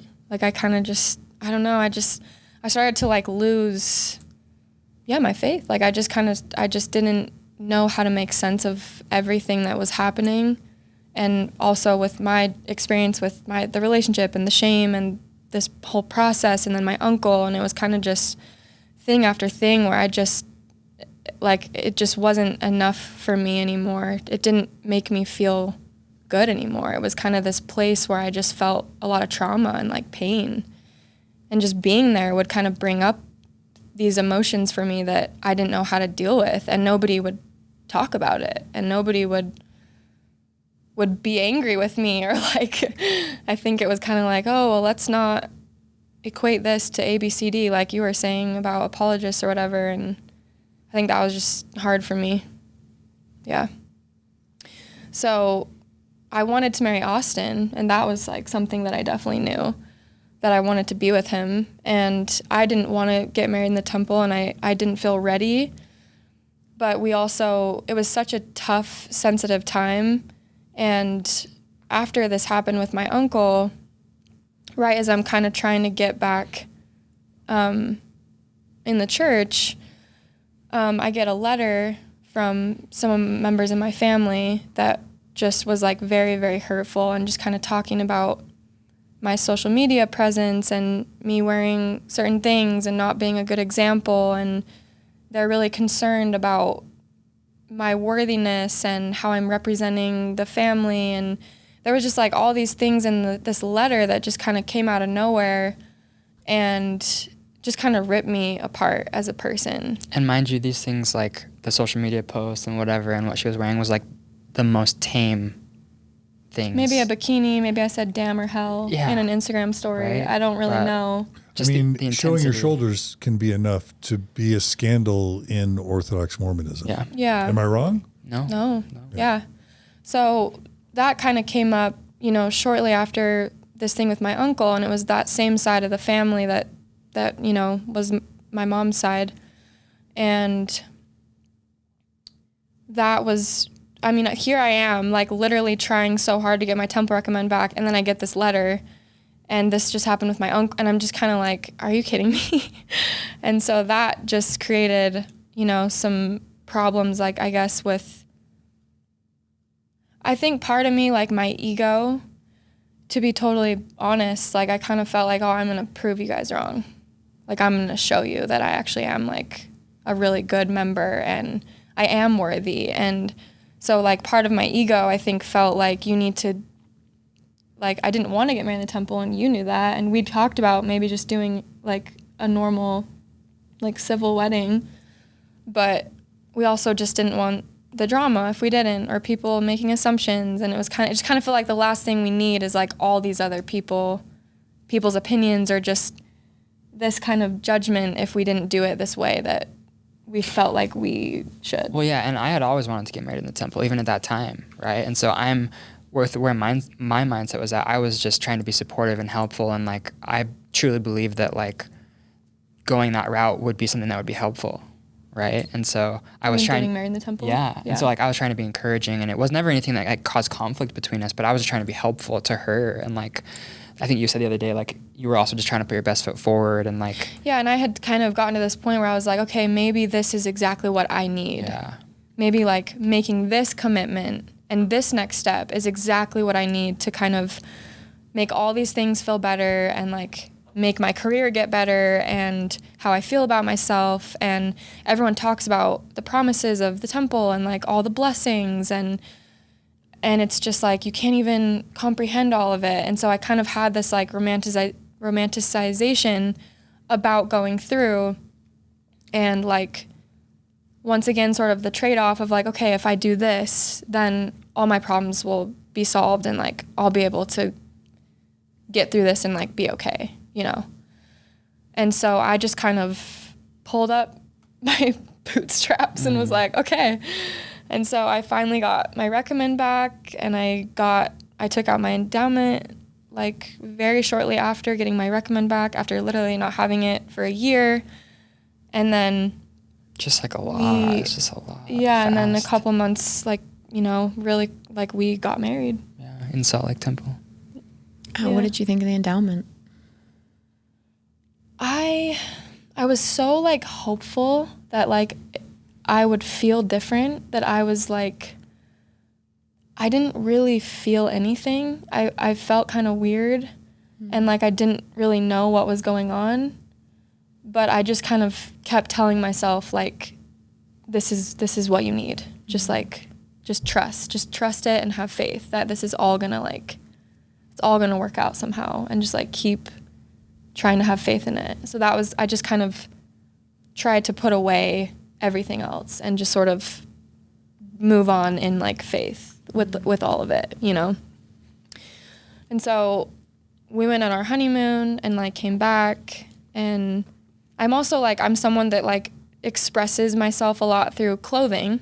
And so to suddenly have garments and like all these restrictions with all like so many of my outfits and so many of my performance outfits and like all these things that I had worn, I don't think I completely registered like how big of a change that would be as a girl, and also living in California and like the fashion there. And like, it's just such a huge part of being an artist and a creative is like how you look and how you dress. And so I kind of just felt like this whole part of me was like gone. Like I just was like, how do I be myself, but I have these restrictions, and how does this all kind of work? And so I was like fighting that a lot, but I was just trying to believe like if I just do it, then like I'll be blessed. And that's just like what I kept telling myself. And I very quickly just got crazy depressed. Just really, really depressed because it didn't fix anything. I mean, there was just so much internal conflict. Yeah, and it's like we did it, and we, you know, did all the things, and my mindset at the time was like, oh, well, this is supposed to help me in some way. And I think emotionally and mentally, and like when that didn't happen, it was just like once again turning on myself of like, okay, what else do I need to do? And like, maybe I should get a calling. And it was like, you know, and people at church asking us when we're going to have kids. And like, it was just, I just kind of felt like I woke up in this life for myself that I just did not like recognize or feel connected to at all anymore. And I just didn't know why I was even doing it almost, because it felt like this, just reaching for like the next thing that would make me blessed or take me to happiness or peace, but like I could never quite get there. And it was just this like endure through all this stuff. And it's like I never felt relief. Like it was just this never ending heaviness that like I could not get rid of. Even going to the temple, I was worthy. I did everything. We were worthy. Like we prepared. Like it's like in the Mormon handbook of like worthiness, and if going to the temple should make you feel ABC, if you're living ABC, like did not work. It didn't like equate. And I think I was just like, what is wrong with me? And I would see it working for my friends. I'd see my friends getting married in the temple, or making my family so happy, or whoever. And I would just be like, why is this not working for me? Like it's working for them and they're happy and like having good things happen, and like from what you could tell, you know. And it's like that just was not how it was happening for me. And so I spent a good like 6 months like going to the temple. I went to church. I would go to church every Sunday. Not every Sunday, but I was trying to go as much as I could. And like every time I would go, I would feel like, okay, God, like give me a sign, just the tiniest, like whatever it is, like just if this is where I'm supposed to be, just like tell me in some teeny tiny way. And I did that for like 6 months, and I had just radio silence. I didn't hear anything. I didn't get an answer. And I was like, it was just such a dark time in my life, because I just could not figure out what to do, why I couldn't get like a revelation or a connection, and then it's like, and then I would go into these cycles of like, maybe I haven't been forgiven for having sex before marriage. Maybe it's because I wore a bikini. Maybe it is because I drank coffee that one time, or it's like maybe it's because I didn't wear my garments the other day when I went to the studio or I had a show. And it's like I would just go in these cycles over and over and over again. And eventually, like, we had like this big conversation, and he was just like, just step away. Like, just don't go. Like, if it's making you feel like this bad, like, maybe it's good if you just like take a break and like don't wear your garments. Like, just see what happens. Yeah, just like see how you feel. And it was like, yeah, it wasn't like day and night, but I definitely, the first couple months of just sort of giving myself a break and just kind of like stripping everything down to just do your best today. Just try to have a good day. And like, that's it, you know? Just like best foot forward and just strip it back to the bare basics of just, you're like just trying to connect with God in some way, whatever that looks like. Even if it's just through music or hiking or the beach or whatever, like just try to find where that is for you. And that was like the first time that I felt any kind of peace or like solace or relief in literally years, like years and years and years. Yeah. And so I didn't ever go back. That's not the end, but yeah. I want to switch to Auz and ask him some questions, but Sure. Gerardo made one of the most brilliant observations I've ever heard on MormonStories, and I want to repeat it as many times as I can. So many people know that Joseph Smith, before he ever wrote the Book of Mormon or started the church, he was a scryer or a peeper, where he would tell people he could find buried treasure, and he would take them on treasure digs. And so he'd say, hey, come on, pay me, follow me, come on the treasure dig, I'll help you find the treasure. He'd take him to the point of the treasure. Allegedly, he'd have them dig, and then they dig, they get down to the bottom. And then as soon as allegedly they were going to hit the treasure, he would tell them that the treasure slipped away and, oh, it's their fault. They did something wrong. That's a perfect metaphor for the plan of happiness or for the covenant path, is they put you on it and they tell you there's a treasure, and they tell you if you just follow them, they're going to help you find the treasure. And you follow and you follow and you follow and you dig and you dig and you dig to get the treasure. And then when it doesn't come, what do they tell you? It's your fault. And with both with Joseph Smith and with you and with others, when you tell someone it's their fault that they didn't receive the treasure, it makes them more committed to keep following. Yeah. And that's how it works. Like when the end of the world doesn't happen in a cult and people get more dedicated to the cult. Yeah. Because they're blamed for the reason why Jesus didn't come. And then they're more committed. This happened in the FLDS church when Warren Jeffs predicted the end of, Jesus was going to come. And just watch that Everyone got ready. Everyone moved to Colorado Did you watch City. Keep Sweet and Obey? What's that? Have you watched Keep Sweet and Obey? Yeah, Keep Sweet. It's crazy. Yeah. But you were on the hamster wheel of hustling for righteousness and hustling for joy, pursuing something that was never there in the first place. Yeah, at least for me. And how'd you find joy? By just stopping digging. Thinking that, yeah, Stop like trying stepping off the covenant path. Yeah. I say that in air quotes, is where you found joy. Yeah. And yet they'll teach you wickedness never was happiness. Wickedness, of course, is leaving the covenant path. Yet how did you find joy? Yeah, by just finding my own path. Yeah.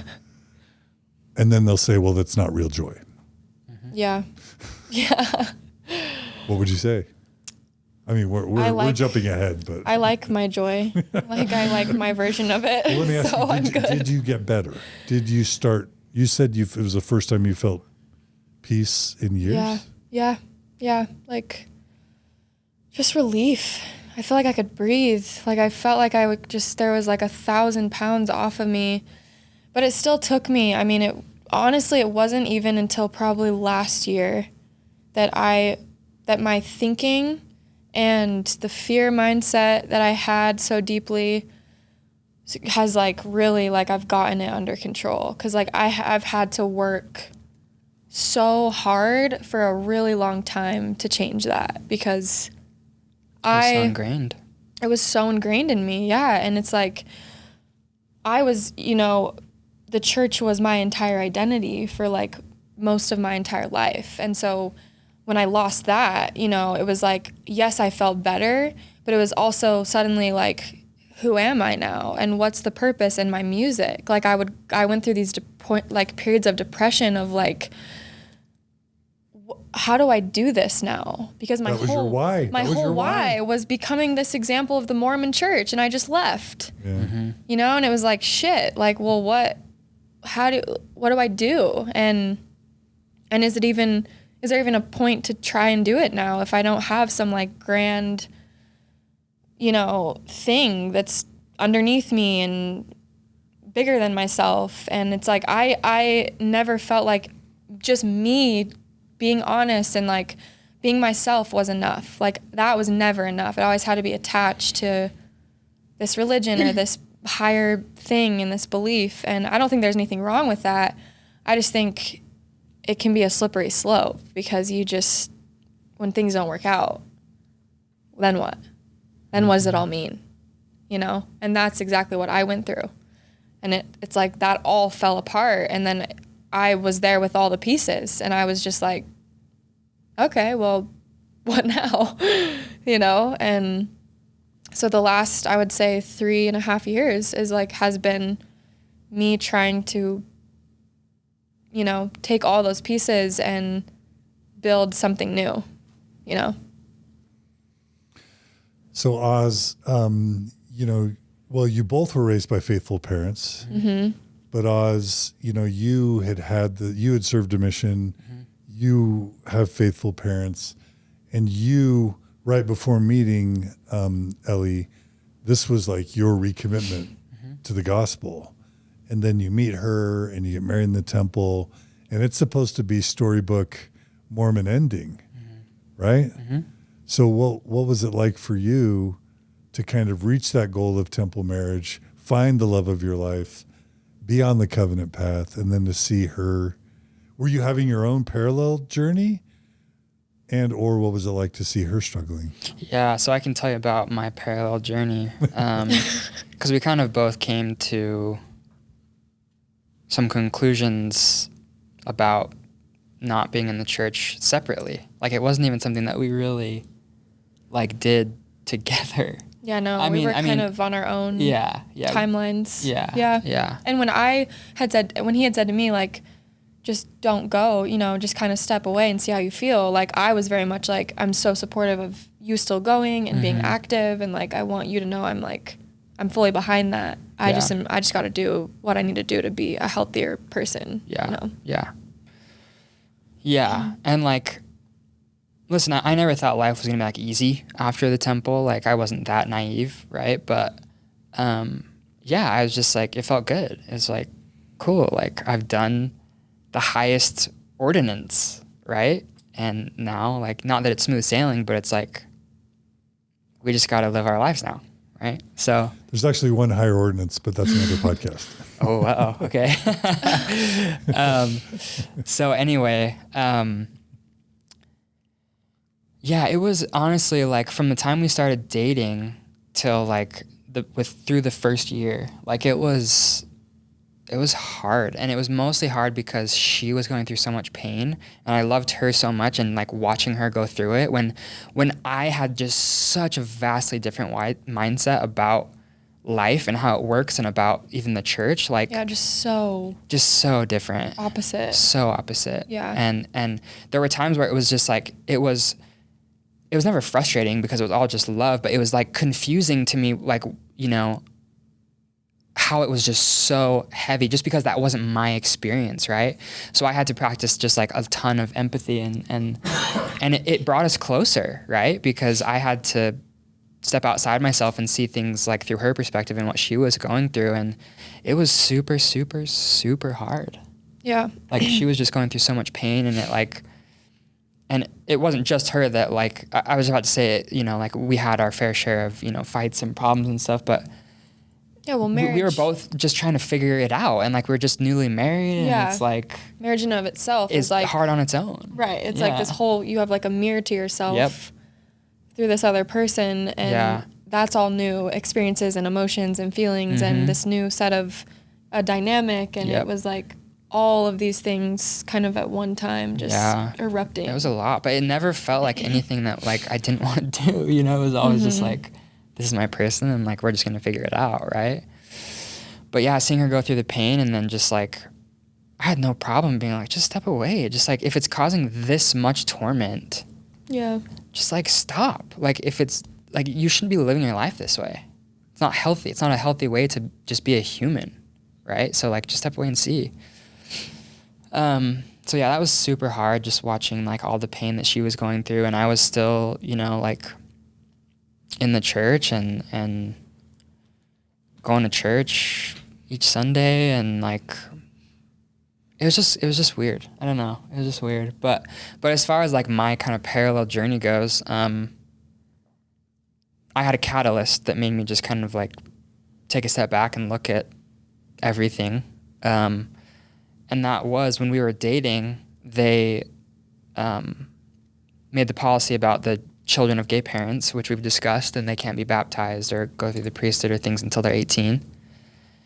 And I remember we were dating and we even talked about it, and like it was a big moment for me where I was like, this doesn't really make sense, and it's not like, it just feels strange that this is going on.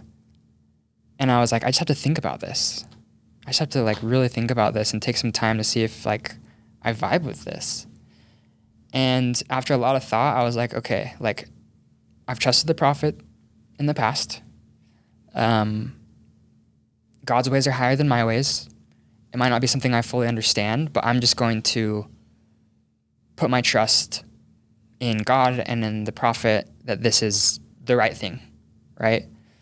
And that was like a really big thing for me.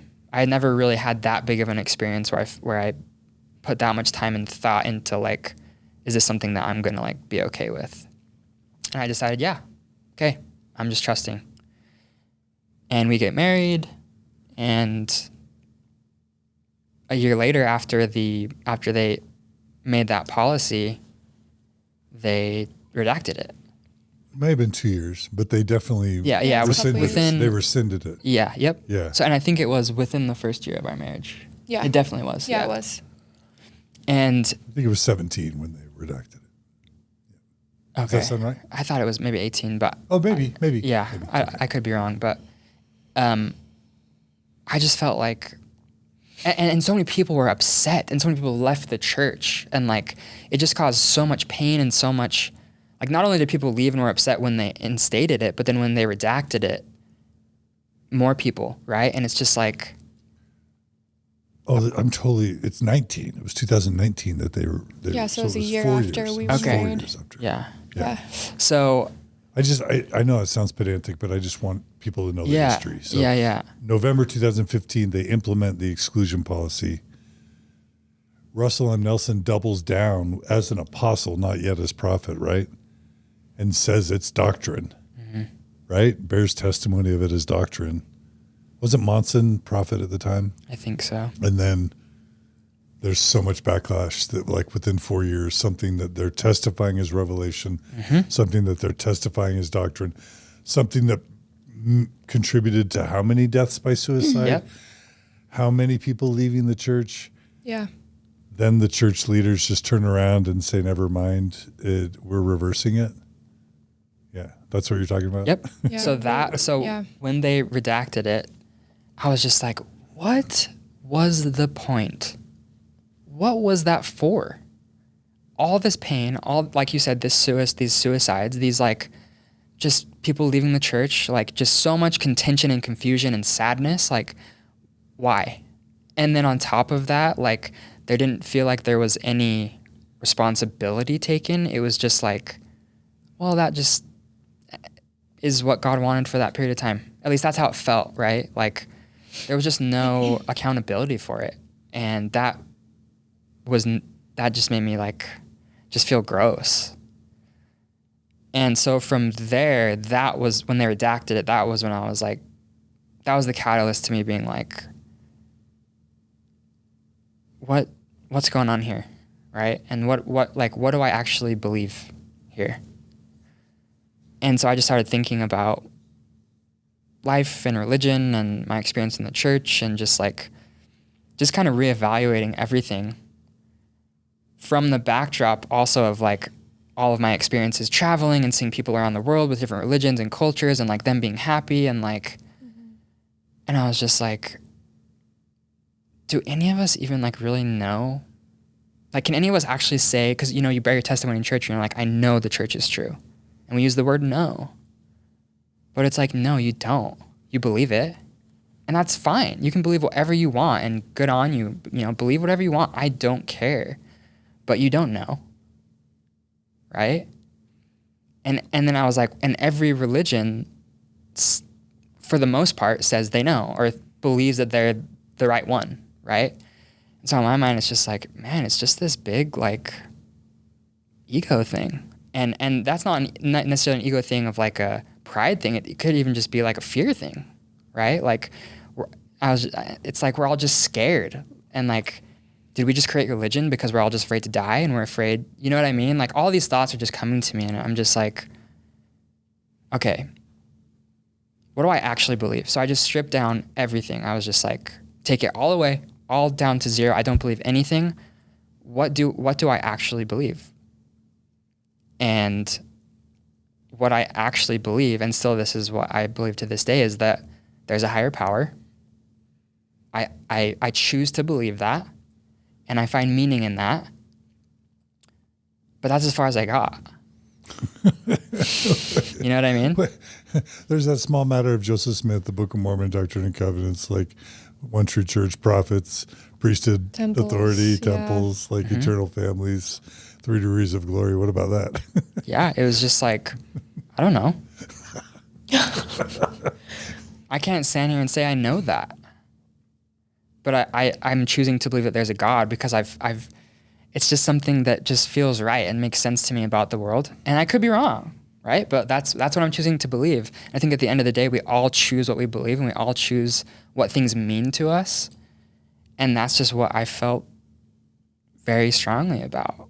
And right, like I said, to this day, like that's really as far as I've gotten. And like, it's weird taking away everything that you believe that you know, right? And there are times where I'm like, man, and I'm very comfortable just like kind of not knowing, but like choosing to believe that there's a higher power or a God or whatever. And I have my moments where I'm like, man, maybe someday I'm just gonna have this crazy, massive existential crisis where I just like, I don't know, just like freak out with all this because I was raised with such a structured religion, right? But like, it's just what feels good to me. And like, I don't really ever see myself being part of a religion again, just because I just see it from this perspective where we're all just here, just trying to figure it out. And if there is something, it's probably just one thing, and we all just come down here and we're scared, and we try to make up these stories about like things to make our life make sense. And at the end of the day, I think we're all just trying to get to the same thing, and we're all pointing to the same thing, but we just have different ways of doing it. And so I just believe that try to be a good person, love people, serve people. And I think that the church teaches a lot of these things that are great, right? Like, I don't look back on my time in the church as anything bad. Like, I think that it taught me a lot of wonderful things. Yeah. But I think I just got everything that I could out of it, and it was time to move on to something different. But there's the matter of your parents and your siblings, and extended family and cousins and aunts and uncles and grandparents. It's a non-trivial thing to leave a religion like Mormonism. Yeah. And many people, that potential adversity alone is enough to just make them lie and hide and fake it and stay in it because they don't want to face, how did you guys deal with disappointing pretty much everyone except your brother? Yeah. And your uncle, who, I don't want to be glib, but like, Yeah. Yeah. Oh man. Yeah. I just called my mom one day. Like, it was shortly after I think I had decided to just like step away. And something I've found like that for me just I think was really helpful was Like, I was seeing a therapist for a period of time, and we had kind of talked through me talking to my family about these things, and something that she kind of helped me with was like, when you just like own how you feel somewhere, like when you own your feelings, people can try to fault you for that, but it's a lot harder to. And so she was kind of just like, you know, the more you can just kind of own how you feel, it's hard for people to kind of fault you and judge you, because, I mean, even though we still do as humans because we're imperfect, but like, so when I talked to my mom, like I basically just, and like she had seen me go through that relationship. I'd obviously called my parents when that, all of that was going on, my uncle, like there was just like a lot of things that I think had happened that I don't want to say could like justify somebody leaving, but I think just made it harder for someone to like fight to keep you there with like, you know, the history. But yeah, I was just super honest, and I was just like, Mom, like I have been super depressed, and like I don't feel like I'm a healthy person. Like I'm feeling no like pull to anything in my life, and I'm having like suicidal thoughts, and I like don't want to be here, and I just like don't know the purpose of anything, and I think I just need to like be really honest with you and with myself that like I'm really struggling and I don't really know what to do, but I know very strongly that like I need to like step away from the church right now, because it's not somewhere that is making me feel okay. And she was just like, I mean, yeah, she was just like, well, I mean, I obviously don't want you to be depressed, and I obviously don't want you to be like feeling and thinking these things. So, you know, like if that's what you need to do, like that's what you need to do. And she was really supportive of it. And Wow. My brother, you know, at that point he left like years prior, and like he's never gone back. So I think like he took the brunt of that, I'm sure. And, you know, my parents just have had to just like love him and accept him where he's at, and as we all have, and I always had, you know. And so yeah, like I think it's more my extended family that I've had some like, you know, friction with, and I think also they don't know me, and they don't really know what I've been through, and so it's easy to kind of place judgment or assume things when you haven't talked to someone or asked them how they're doing, you know. So yeah, but it was hard. I mean, I definitely still had, I think for me too, like having this following on social media to an extent, because I was Mormon, and all these people that were Mormon that were following me, and they knew I got married in the temple. And then as soon as I, you know, after a period of time, I started posting things that like maybe I clearly wasn't wearing garments, or just things where maybe people would think, oh, is she still active? And I would get messages like a lot that were like, why aren't you wearing garments? Why aren't you at church today? Like, are you and Austin still married? Did you guys get married in the temple? Like, was that real? Like, just people like judging me, that people I don't even know, that I've never even talked to. And I think for me, like that was also scary, because I did lose like a lot of followers, and I started to lose this kind of community or support system that I kind of felt, I think, hugely had followed me, because I aligned with the things that they believed, which obviously, yeah, it makes sense. And then as soon as I didn't, it was like I just lost a lot of people, you know. And I think that was hard, because I felt like, yeah, it's like a feeling of rejection, and you just kind of feel like, man, like no one actually liked me for me. It was kind of just this idea of me that people had, which is okay, because I've done that too with people. So it's all good. But yeah, definitely tough. Definitely friendships were affected by it, and just kind of losing touch with people. But at the end of the day, like it was kind of like the deals that I'd been in. It was like, I can sing all these songs that don't mean anything to me, and I can live this life that isn't authentic, and I can be absolutely depressed and miserable and not even want to be here, because I'm living my life for everyone else, and it's not even my life anymore at that point. So what's the point? Like that was how I felt. And then it was like the same with the church. It was like, I can put on this face, and I can do all these things, and go through the motions, and I can try to be this thing that I think everyone wants me to be, and be totally miserable and depressed and or I can face the fear of rejection and have a shot at actually being happy and like living my truth, you know? And I think what I'd already been through up to that point, I had nothing to lose. I had nothing else to lose. I was like, okay, you know, I've already lost a lot, so can't really get much worse. And it honestly didn't, you know, it just got better with time. How was this? You mentioned like saying we're having suicidal ideation from the religion that's supposed to be making you happy and bringing you joy. Yeah. When you were living it, by the way. Yeah. Like and when you had done all the things, gotten worthy, gotten married in the temple, you were on the covenant path, and it was making you want to end your life. Yeah. Did that get better once you stopped and told your mom and left? In terms of the suicidal ideation? Oh, yeah. It's definitely gone so much better. Yeah. Like a lot better. But yeah, there was a period of time where it was just always that hopelessness of like, I'm never enough and I'm never going to be enough. And how can I be in this thing that requires so much of me when I just don't feel like I can do all of it, you know? Like it was just this constant like uphill climb. And I think just like the hopelessness that made me feel at points, and then reflecting everything back on my worth as a person and the state of my life being dictated by who I was and my worthiness and all these things was just, yeah, I mean, it just drives you to the lowest point because, like you said, the way out is through this religion. But when you do all of that and you can't find a way out of that stuff, then you feel hopeless, you know? And nobody had ever said to me before, just do something else. No one had ever told me that. It didn't even register as an option to me. I didn't think there was another option.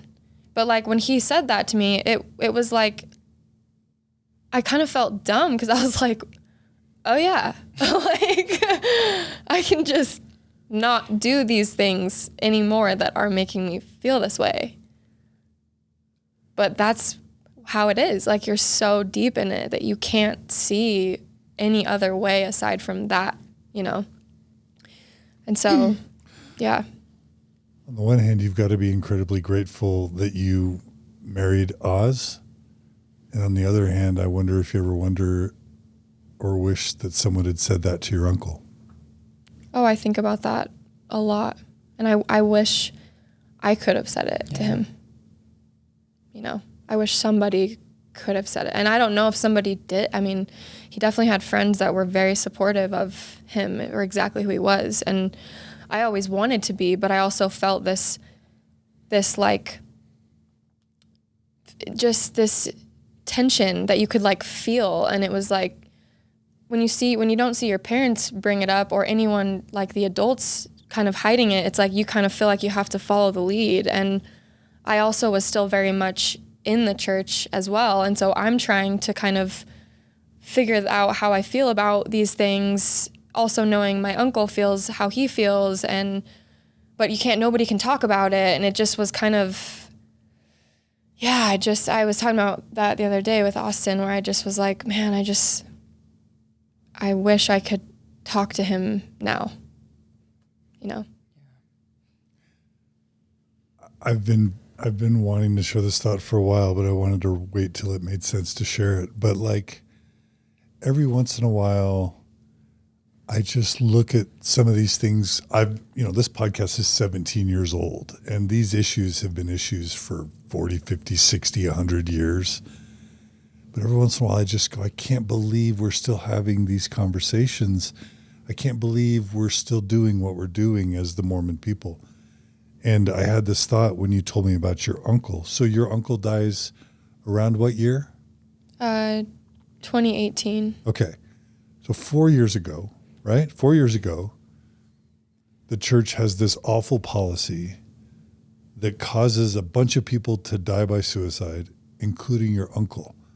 And it's clearly a combination of the church's longstanding policy about LGBTQ people, plus this disaster of a exclusion policy that not only was a disaster because it was implemented, but it was a double disaster because it was removed. Mm-hmm. So your uncle dies, takes his life, ends his life as a result of all this, and everybody knows it. And that's not enough to make you and your mom and all the family just go, wait a minute. Someone just ended their life over this. Time out. We're all going to stop all of this. And we're going to like either get to the bottom of this and fix it, or we're done. Yeah. But like literally someone of a close, loved family member, one of your favorite humans on the planet, ends his life. I'm sure your mom loves her brother. Oh, yeah. Right? And somehow that happens, and everybody's just like, that's sad. Okay, let's move on. Let's keep going. How? Yeah, I couldn't do it. I don't know. No, but isn't it just weird that this just the train keeps rolling on? Yeah. If it's so scary to give up the ideology that you're psychologically dependent on, and I feel like a lot of the time, even when a traumatic thing like that happens, it's like that's what you've been taught your whole life is the thing that you rest on when stuff like that happens. Yeah.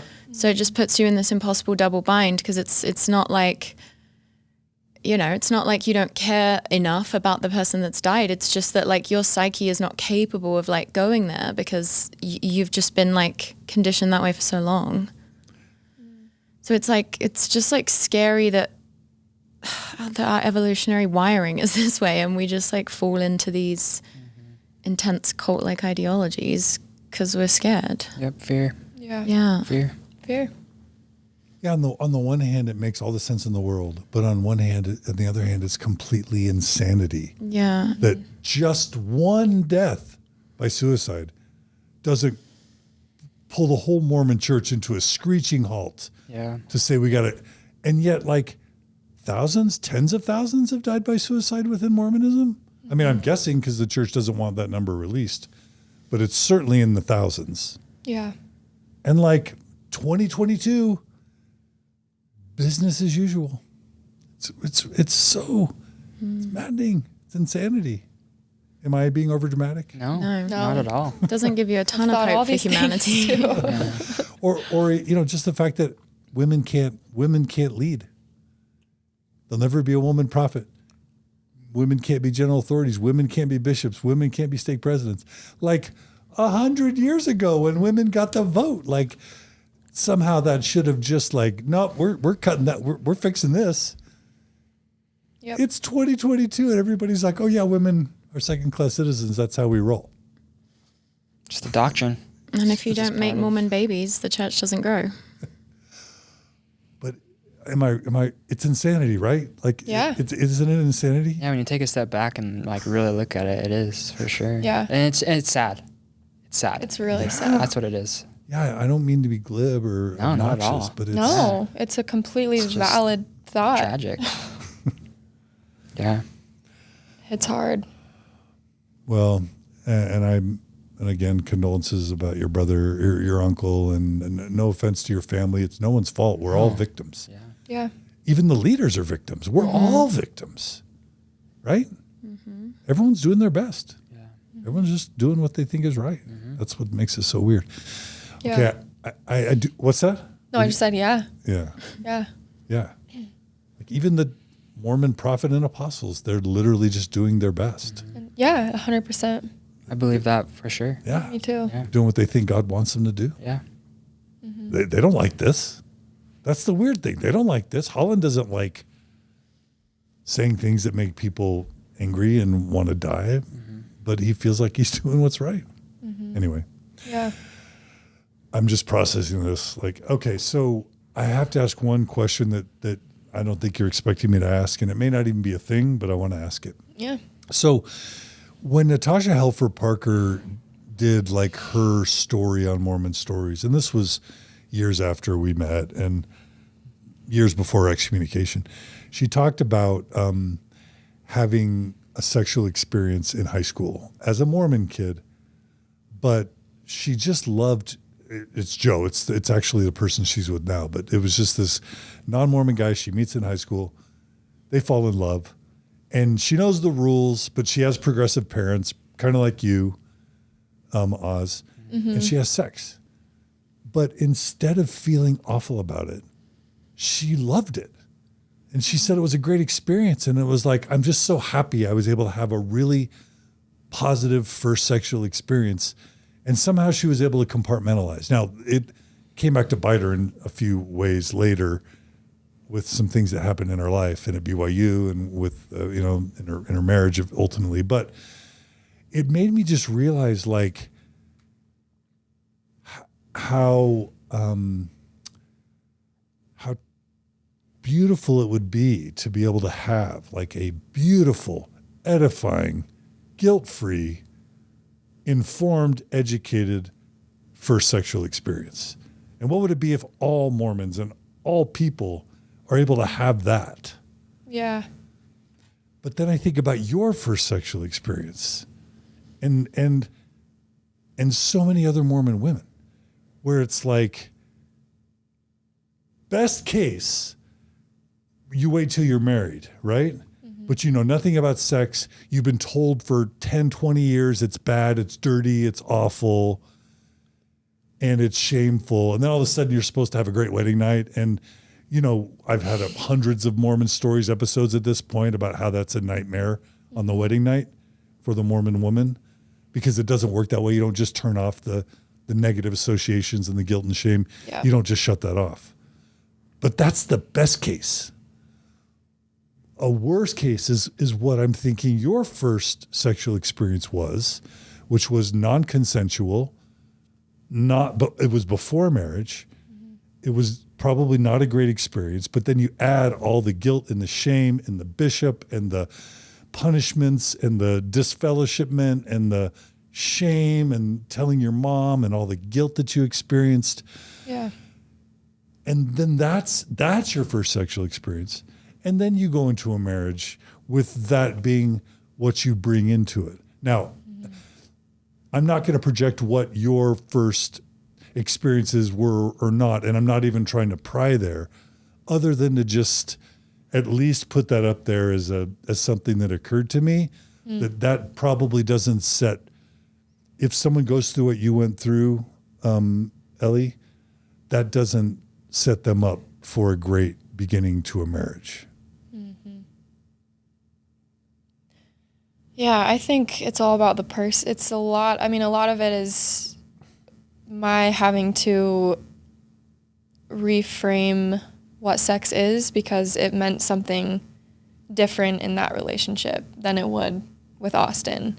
Because I think also when you are genuinely in love with someone and you know that they deeply care about you and want the best for you and respect you, that actually, yeah, because I didn't know, like, if I'd have, like, how that would go trying to do that again, after you go through, like, where it's just not, it's just not a great thing. And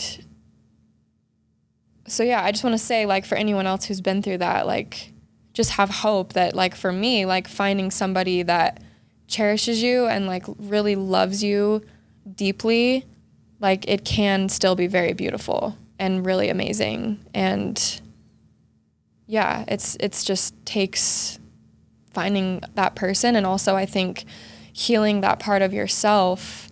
That's also a really large part of it as well, and trying to find the tools to do that. And I think for me, it's just been talking about it, being open about it, and shame wants you to not talk about it. Shame wants you to keep it secret and heavy and dark and painful deep inside of you. And as soon as you talk about it and as soon as you are open about shame of any kind, like whether it's sexual or it's from addiction or whatever it is, like when you face it, it's like you set yourself free. And the more you do that, the more you become free of it. And so I like for myself, like that doesn't affect me at all now. And it truly didn't. I think for me, it was more so about the mental and emotional side of it for me. And yeah, there's still been times where things have come up for me, but it's being with somebody that like I trust really changed my whole perspective on that. Yeah. And it's great. Yeah. Yay. I mean, I'm so happy that has worked out. Yeah. And for a lot of people, they don't start out great. And it years into the marriage, sometimes decades into the marriage, that part doesn't get figured out or worked out. And people end up with Natasha or whoever in their 40s with like, and it's hard for all parties. Like it's hard for everyone. Yeah. So I guess I didn't need you to tell me, but I'm super glad to hear that was something you guys were able to work out. Yeah. And I hope people can find a good therapist or a sex therapist or whatever they need to do to heal from the sexual shame that so often comes into a Mormon marriage. Yeah, 100%. No, thanks for bringing that up, because I think that is something that is not talked a lot about because there is so much shame around it. Yeah. And it's really important to talk about because that's the first step of addressing it and healing it, you know? So, yeah. Auz, what about your parents? Yeah. Yeah. So with Ellee, and once again, I never mean to speak for you, but I think I have a pretty good insight on this. For Ellee, it was her like transition out of the church was a much like longer, slower burn that like caused a lot of pain and a lot of, just horrible things in her life. And a lot of just stress. And for me, like not a lot changed as far as how I view the world and like how I mean, yes, like I kind of view God in a different way now, and I'm still like trying to figure that out, right? And like my relationship with that source, right? Like I'm still like figuring that out, but it was just more of like okay, I'm thankful for this part of my life and I can just move on, right? So I'm really thankful for that. And I think honestly, like just how I was raised and my parents, and once again, just my mindset about life has like helped me to do that. But because my parents have always been so supportive, and so just like what I know and what I'm so thankful for is that at the end of the day, they just want me to be happy, and they want me to like find my bliss and just do the things that make me thrive, right? And they will support that. And I've never questioned that. And I know that's not a lot of people's experience. So I'm very, very, very grateful for that. But sorry not to interrupt you, but I know you were nervous to tell them. And that's what I was just going to get into, right? So like I was like when I was like leaving, I was making myself believe, oh, it's no big deal. Like my parents are going to be chill, right? Because I knew that. But still, like I still had that part of me that didn't want to disappoint them and didn't want to like worry them. Yeah, worry them, right? And so for quite a few months, I was just telling myself, oh yeah, like I'm gonna tell them it's gonna be no big deal. And like months would go by, I'm gonna tell them it's gonna be no big deal. But I think internally I was just a little bit nervous about it, right?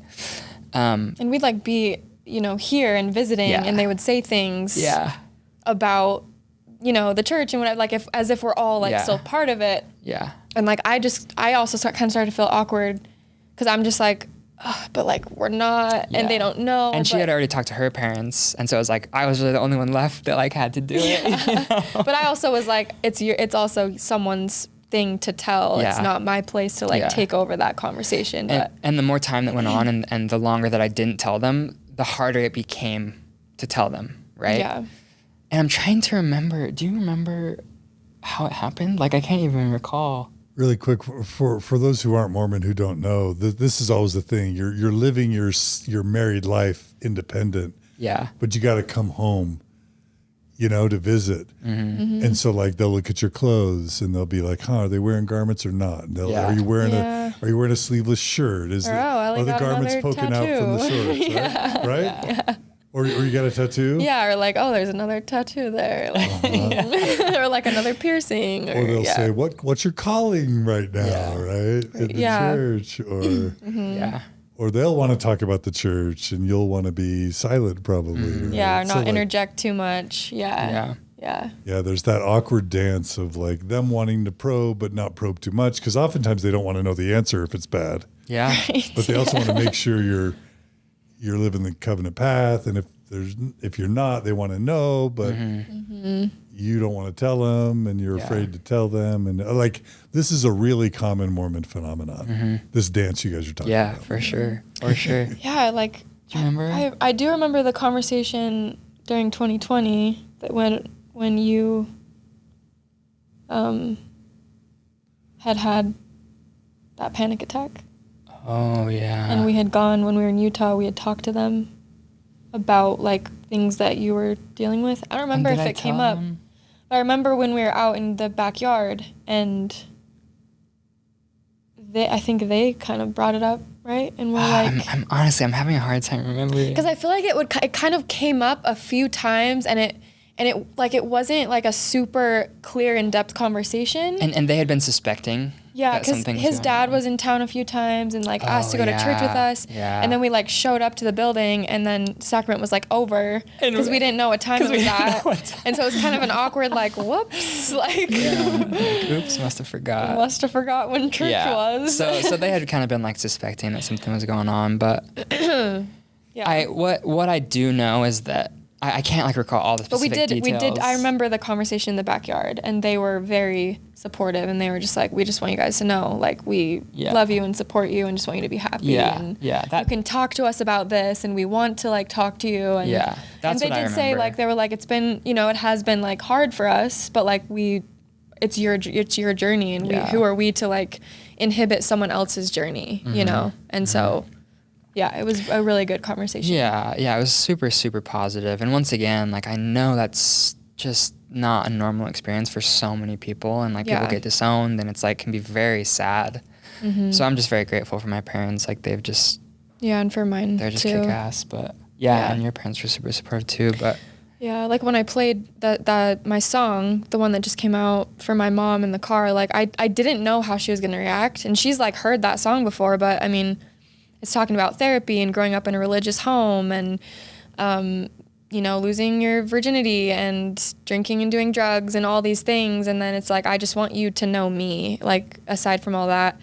And, like, she's heard it. She's heard me perform it a few times. But, like, sitting in a car, like, playing that for your mom, like, even though she was, like, supportive, it was still terrifying. And we both, like, got emotional. And after we had, like, a super long conversation. And was this recently? Oh, yeah. This was like a month ago. Yeah.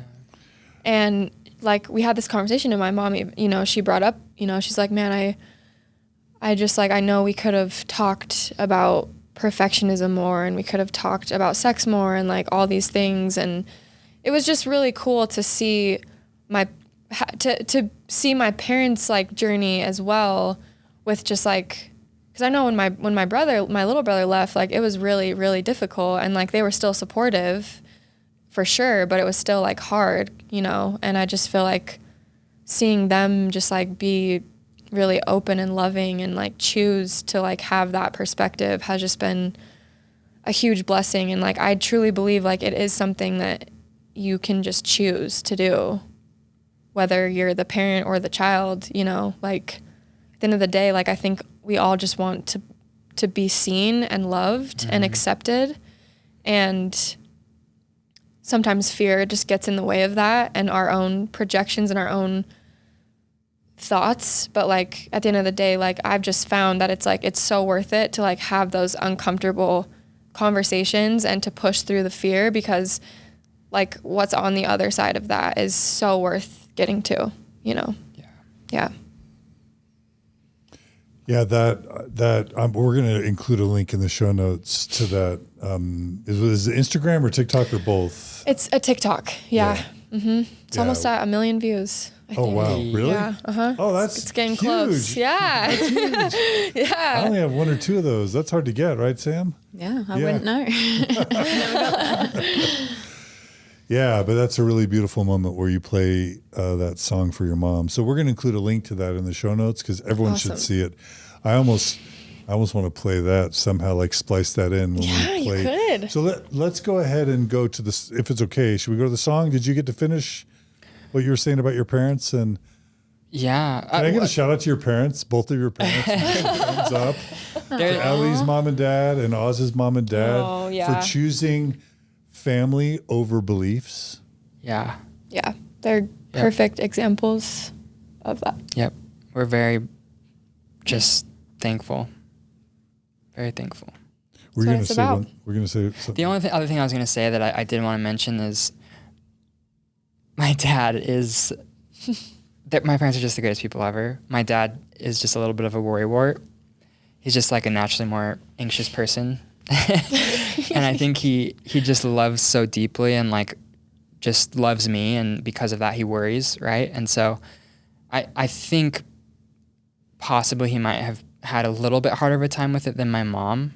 Not to discount my mom if she's had a hard time, I don't know, but she hasn't seemed like she has as much. I just know my dad worries, right? And so I did have a good conversation with him in the car one time when he was out visiting in Los Angeles, and we were just kind of talking about things, and I was just like saying, I was just making sure he knew that I was okay, right? And that like I'm not like living any type of different crazy life, like I'm still just me. I'm just kind of like choosing to look at life a little bit differently. But something I said that I think was very helpful, at least in my mind, I hope it was, I said, okay, Dad, so I don't believe in a God who, even if let's just say the church is true, 100%, and there's, the celestial kingdom and families are forever and all of this, right? Going from that perspective, that's all true. Do you believe in a God that if I had walked away and followed what I felt like was the right thing to do for me and was still living a good life and still trying to help people and still trying to be positive and just was still me, do you believe in a God that would be like, sorry, Austin, you stepped away from the church, so even though you lived a good life and you helped people and served people and whatever, did your best, followed your heart, you can't come in. And he was like, no. And I said, okay, I don't either, right? So we're good, right? Like at the end of the day, like it's all fine. Like both of us don't believe in a God that's like that. So let's go from there, Yeah, and I think for me, a lot of conversations I've had with honestly every member of my family, my immediate family, like has just been like, there's always that quote in the church, like faith and fear can't exist in the same mind at the same time. And so that was something that's like still stuck with me, where it's like and I have to be aware, like when I'm acting on fear, like you're not acting on faith. And so anytime like you're scared or you're acting on that, it's like just a good practice I've found to like check in and be like, why am I gonna say this, or why am I gonna do this? And am I acting on faith or am I acting on fear? And faith doesn't necessarily mean in God. It could just be in general and in humanity, in yourself, in a relationship, whatever, Future, hope. Mm-hmm. Yeah, just hope. Yeah. And it's like, for me, spending so many years of my life acting on fear literally just led me to depression, anxiety, these thoughts about life and not wanting to be alive, and like all these really heavy things. And it's like, as soon as I changed my mindset to like a mindset of hope and more like faith in myself and just the world in general, like that was when my healing like really took a turn on the up. And so I don't know, I just think that's something that has really helped me in like the process of getting to the other side of a lot of these things,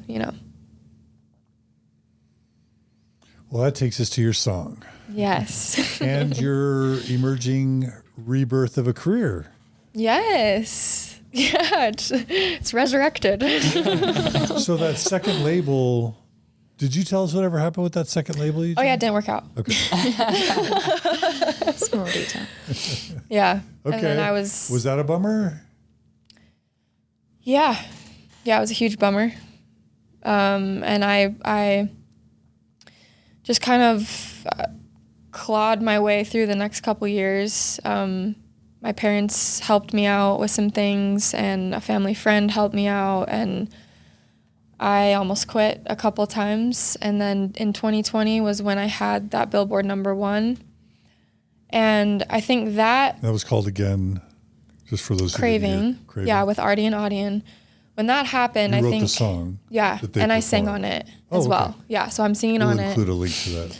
Yeah, and I think that kind of just gave me kind of a reigniting of like, okay, let me just kind of put myself out there one more time. And so I did this like songwriting competition. It's like a really cool thing in Los Angeles, and there's like a lot of people that try out for it. And I submitted a song called Broken Crayons that I actually wrote about my uncle.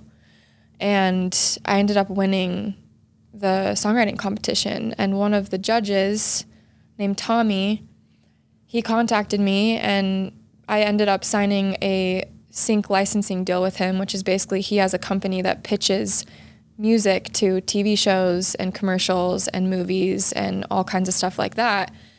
And so we kind of started there, and I signed with his company for that. And then just kind of slowly but surely, like I got to know him better, and he just became like a really special person in like both of our lives, and has just like, he's like a really successful businessman. He like, him and his wife never had kids, but they just do a lot of good for people. And he and I just have like this really cool relationship. I feel like he was like my brother in like another life or something, or like my uncle or something. Yeah.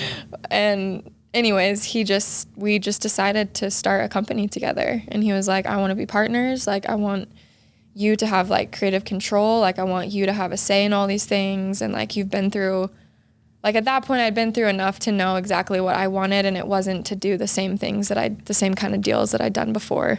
And so, yeah, he's my business partner, and he's one of my closest friends. And he has like a couple other companies. And so we've like run our company for the last just over a year now, and it's going amazing. We have some really cool partners that have jumped in the last couple months, and yeah, it's honestly just been phenomenal. Like there were points where I didn't think this would happen. I didn't think I would be able to feel genuinely excited again about my career, and to know that has still been possible, and to like organically and naturally like find it again has just been a huge blessing, and also a testament to my whole journey of like, this never had anything to do with like my worthiness, you know, like that, like all these things that I equated to my success or whatever, like there's still so much power in just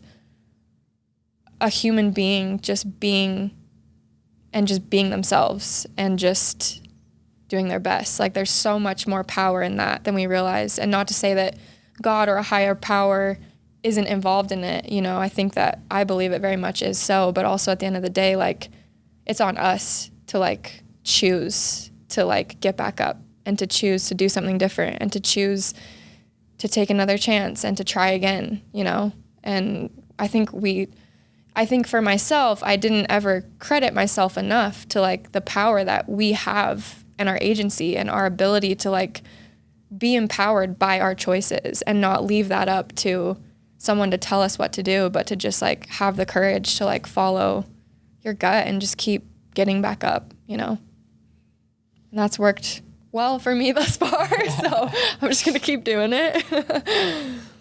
So you've kind of, so the traditional path was sign with the label and then try and write the songs and get the album and get the hits and go on tour. Mm-hmm. What's your strategy or tactics now? So it's still similar. Like I just had like a big part of our business plan has been like getting music and TV and film, because the money is really good. And also that's immediate exposure. So with like a song I just had was like the opening scene in a new like Netflix series that was like top 10 for like Tell a us while. what it was. It's called First Kill. Okay. It's like a queer vampire, kind of like Twilight, but like a modern like high school version. And it's two girls that are like, I think one is like a vampire killer and one is a vampire, and then they like fall in love. Anyways, I haven't watched the whole thing yet, but so one of my songs was like the opening track for I think it was like the second episode of the first season, and it got like 50. What's the song? It's called I Think You're the Devil, and it got like 50,000 Shazams in like the first, I think, 2 weeks, and it's at like almost, I think, 500,000 streams, and this was just like a month and a half ago. Yeah. A month ago. So like, yeah, so we have and so that's a big part of our business plan, is like getting your music in these like streaming platforms is huge to get exposure as an artist. So that's helped me on all fronts. We also, one of our partners has a lot of connections with like major labels and just like really great producers and songwriters. And so she's been able to connect me with just like some people that are just like very just heavy hitters in the industry. And so my next single that's coming out is like with these really amazing people that are just killing it, and we have like a big push behind it. So it's still very much like getting exposure and like how do you do that, but also how do you make money while you're doing it, because so many of these artists, we go broke trying to do that. And so a big way to not go broke is to like do TV and film. And so we have like, my team is amazing. I could literally talk about this for a whole episode, like all the stuff that we're doing, but it's still very much to get a hit, but it's not completely reliant on that. And I think that's the problem, is that so many people are so reliant on getting one hit. You don't know it's going to be a hit. No one has any clue. The audience decides that. So it's like, we're putting out what we feel are the best songs and giving them their best shot, and we're just going. And we're not going to stop because something wasn't the biggest song in the world, So, and TikTok is a huge part of our plan, and I've been having so much fun with TikTok. Like, I love it. And I'll say one thing, the cool thing is too, that at the same time she was deciding to jump in with this business partner, she had another deal on the table, another offer from another company. Oh, a third deal. And so it was just kind of like, fourth deal. What do I do? And it's like, I'm just super proud of her for choosing the thing that she felt was really like the right thing to do, even though the other one was very enticing and very like the normal path to go down as far as like music goes. And also just the names associated with it was, my attorney at the time was like, you have to do this because they have blah, blah, blah, blah, blah. Mm-hmm. I'm just like, bro, I just did this twice and it didn't work out. Like, why would they had Taylor Swift, hello, like, so anyways, thank you. Yeah, it was definitely, there was actually quite a few people that didn't think I was making the right decision, but I definitely did. And I'm glad I followed my gut. Yeah. Yeah. Isn't that courageous, Samantha? Like, isn't that inspiring? Yeah. But it sounds like you've had a strong sense of self since, I don't know, the second record label. Yeah, I'm trying. I mean, I feel like when I listen to it, it doesn't lead me astray, and so I'm just trying to trust it more, because I think for a while I didn't do that, and it showed, So, yeah. So, so the single that we're premiering today is Deeper. And I'm gonna just one little mini biographical thing quickly, like. So when Tyler Glenn did his article with Rolling Stone and came out as gay and Mormon, I reached out to him and I'm like, hey, Tyler, like, let's talk, and he didn't respond for like another year, because at the time he was trying to tell the world that you can be gay and Mormon, but then the November 15 policy happened. And that's when he reached out to me, is after the November 15 policy happened. He watches Samantha and Tanner's episode on MormonStories, and we become friends. And he had a successful career with Neon Trees and his, 2 or 3 albums with them and a lot of success. Yeah. So he decides for his solo album called Excommunication to talk about his faith crisis, like 10 and a breakup, but like 10 songs, a lot of it about, and he does a video where he's spitting on the painting of Joseph Smith, and he's another one. He's stripping down to his garments, and in the video, and he's merging his faith crisis with his art. And for me, it's definitely my favorite of his albums and my favorite songs of anything he's ever done are on that album. And I think it's an amazing work of art and of heart, and it's inspiring. And it's of course the worst performing of all, anything he's ever done. Yeah. And I don't know if he would look back and say it hurt his career or didn't, but like, I'm also reminded of when Richard Dutcher, who is a really well-known Mormon filmmaker, had a faith crisis and made a movie about his faith crisis, and it basically ended his career. And so it's an interesting and kind of courageous, and like Imagine Dragons, they've been really careful. Well, I interviewed Wayne Sermon, and you say you're friends with him, like great people. And I met Dan, and they never like went explicit with their faith crisis. But if you ask Wayne, it's like every album we've done has been about our faith crisis. I just think maybe they've been more subtle about it. Yeah. But like it's a courageous but also an interesting creative choice to decide to talk about your faith crisis with your art. And I'm not saying that to like make you scared, and you're believe me, I've thought all of these things already. So talk about that. I'm just curious what your thoughts are. Like, I mean, when I wrote the song, like I literally wrote it for myself. Like I was just in such a bad point that like, that's why I think it is pure art, is because like I had no agenda. I literally was like using songwriting to like survive what I was going through. And I was like, I have to like get this out of my body in some way. And for me, that song was sort of like this final declaration. And I think with the song, like what I love about it is that it's not like, coming after anybody, and it's not like a negative bash to the church in any way. It's more of just like a very personal, like, this is some things I've been through that have not helped me to feel like I'm worthy of knowing. And I literally posted a random compilation video of the song a couple months ago because I was just sick of doing all the stupid trend stuff on TikTok. And I was just like, I just want to like get deeper, for lack of a better word. But like, I was like, I just want to like connect with people. Like, I don't want to just be posting my outfits or whatever. Like, it just wasn't bringing me any fulfillment. And so I just made this video randomly. And I just was like, this is my story. For anyone who needs it, here's a song I wrote, and like, blah, blah, blah. And I just posted it. And I think within the first couple days, it had, like 200,000-300,000 views. And I was getting so many followers and so many comments, and people from every religion just saying, oh, I was FLDS, or I was Buddhist, or I was whatever. And I just like couldn't find my way. And now I'm not. And now I'm this. And so I feel like I didn't plan this. This was the first song I didn't plan. Yeah, you weren't going to put it out. I wasn't even going to put it out. The next song that I'm releasing was supposed to be the plan. But then this song just like started blowing up, and then I kept posting videos about it, and all the videos just kept doing so well. And it was just, I just kind of came to my team, and they were like, oh, we can put it on an EP maybe like later on. And like, I just kept feeling like, no, like it's got to come out now. And so we had a meeting, and I was just like, I want to release this. Like, this needs to just like come out. And so, yeah, I shot the artwork, and we got the song all wrapped up and done. And it was already like basically done at that point. We just had a few things we had to do. And yeah, honestly, it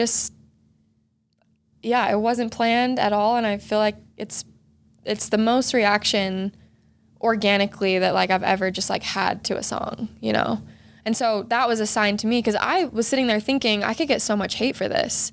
Or like I could have people that come in, and if I mention, hashtag ex-Mormon or whatever, I could have all these people that are just like hating that or upset about it. But I don't think my song evokes hate or judgment. I think the emotion that you feel from it is really relatable. And I think no matter if you're in a religion or not, or you're gay or you're straight or whatever it is, like you just want to be known deeper, aside from all the bullshit that we create in this world. It's like, I'm just a human being, and I'm complicated as hell, and I'm messy, but I'm beautiful. And like, that's what my song is saying. I just want you to know me amidst all the mess, and like love me still. And I literally feel like we all feel like that, and we all want that, and we all need that.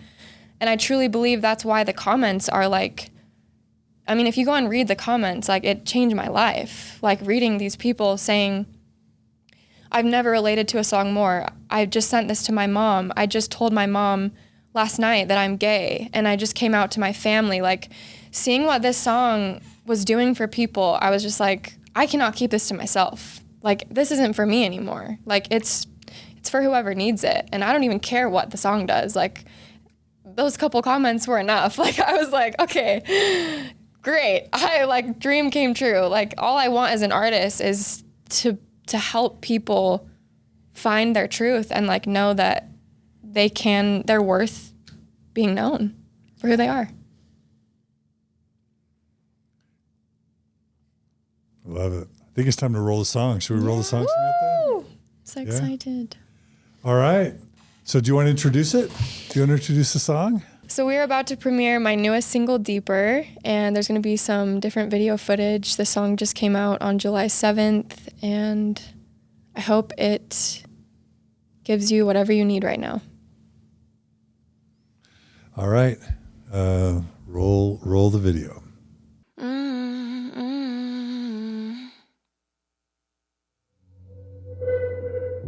It's not that I don't believe in therapy, but I'm paying someone $150 an hour to sit in a chair and stare at me, waiting for me to say something, but I don't want to say nothing. What do you want to know? I grew up in a religious home, and most of the things I've done, my parents don't even know. Been so depressed from all the shame, living two lives with just one name. I sing in church, they say you'll convert the whole world when you become a famous singer. Then I drank and I smoked and I lost my innocence before I had a ring on my finger. I used to wanna please you and show you I'm enough, but all I really want is to be loved. For the me you don't see, cause I've hid her so well, but I just want you to know me deeper. I want you to know me. I want you to know me. I want you to know me. I just want you to know me deeper. It's not that I don't believe in God, but sometimes I think about it all and it feels like a lot. And I know that you think it's wrong to have my questions and my doubts, but hey, isn't that what life is all about?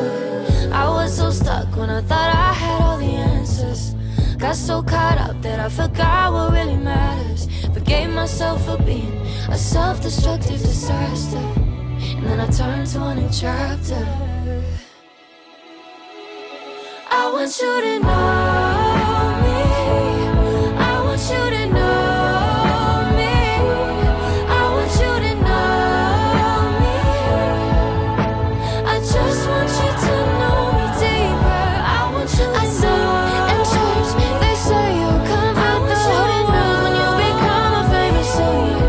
I want you to know. I drank and I smoked and I lost my innocence. I just want you to know me deeper. I used to wanna please you and show you I'm enough, but all I really want is to be loved. For the me you don't see, cause I've hid her so well, but I just want you to know me deeper.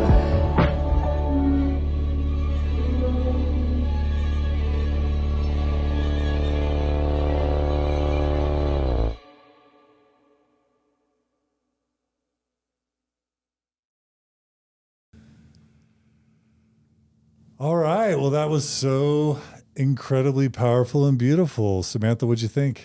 Yeah, I've been loving it more every time I listen, honestly. Did you say you got emotional when you first heard it? I did. When I watched her play it to her mum in the car. Yeah. It's a lot. Yeah, such a powerful beautiful, raw, authentic song. And it's a universal message. It's totally, who doesn't want to be seen and loved for who they are and known at their deepest levels. Yeah. It's so powerful. Thank you. It was so meaningful to me because even though I lost my faith early on, I still raised my kids in the church. And my first kid was kind of a rule follower, but my second kid, kissed a boy early, felt a ton of shame, dressed, liked to was very autistic, liked to dress differently, was boy crazy. And I was on her and the boys she dated like a duck on a June bug. And yeah, I was. And eventually she ended up experimenting sexually. She ended up experimenting with drugs and alcohol. She ended up being assaulted. She ended up, getting lots of tattoos. And I just remember each one of those things was like a knife to my Mormon heart. And she felt it, that I was experiencing her decisions that way. But every one of her decisions was developmentally normal and healthy, but I had been conditioned to associate negativity with every life choice she was making. And not only was I ruining our relationship, but I was causing her incredible sadness and grief because she loves me, right? And yet she's feeling like every step she takes, she's disappointing me more and more. And so I feel like I've worked on that. But your song was a beautiful expression of the work I've tried to do, which is like, who cares about tattoos? Who cares? Who cares about if she found someone she loves and they're, living together now and are having the healthy sex that that they weren't able to have before, and they're not married yet. They just got engaged, by the way. But that's great. Yeah. And who cares if she's finds a healthy relationship with alcohol or with other substances? Like, none of that matters. What matters is the beautiful, brilliant human that she is. Yeah.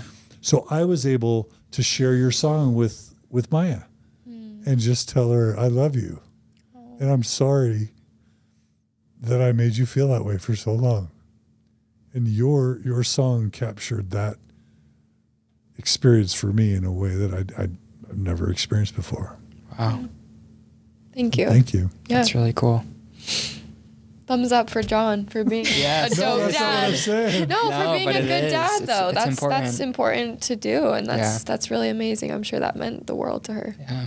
Well, my point is thumbs up for you for encouraging people to see others for who they are and not for these conditioned, preconceived notions that we all have. Yeah. What are you doing over there, Sam? I'm fine. Are you feeling something you want to share? Or? No, I think the song is really beautiful, and I think just seeing who you are as a person is really lovely. You're so sincere, and it's so devastating that you felt like you're a bad person for a period of time, because I feel like you've always just been trying to do your own thing. And so it just feels really nice to hear the whole story and then see how it's affected you and Maya. It's lovely that you're using your talent like that. Special. And it's inspiring. Thank you. Thank you so much. What's crazy to think about is if I hadn't gone through all that, we wouldn't be doing this, and you wouldn't have written the song. I wouldn't have written the song, and so I think in hindsight, I'm learning that's the point of going through these things is to try to use it to help somebody else, and there's no kind of fulfillment like that kind of feeling, and what you do as well, trying to give people this place where they can just feel what they're feeling and it's okay, and so thank you so much for having me. This has been so amazing and so special, and just has been such a joy to do. Yeah. I have to add one last thing. Forgive me, but when I think about the story we just spent 6 hours, what? Yeah, what time is it?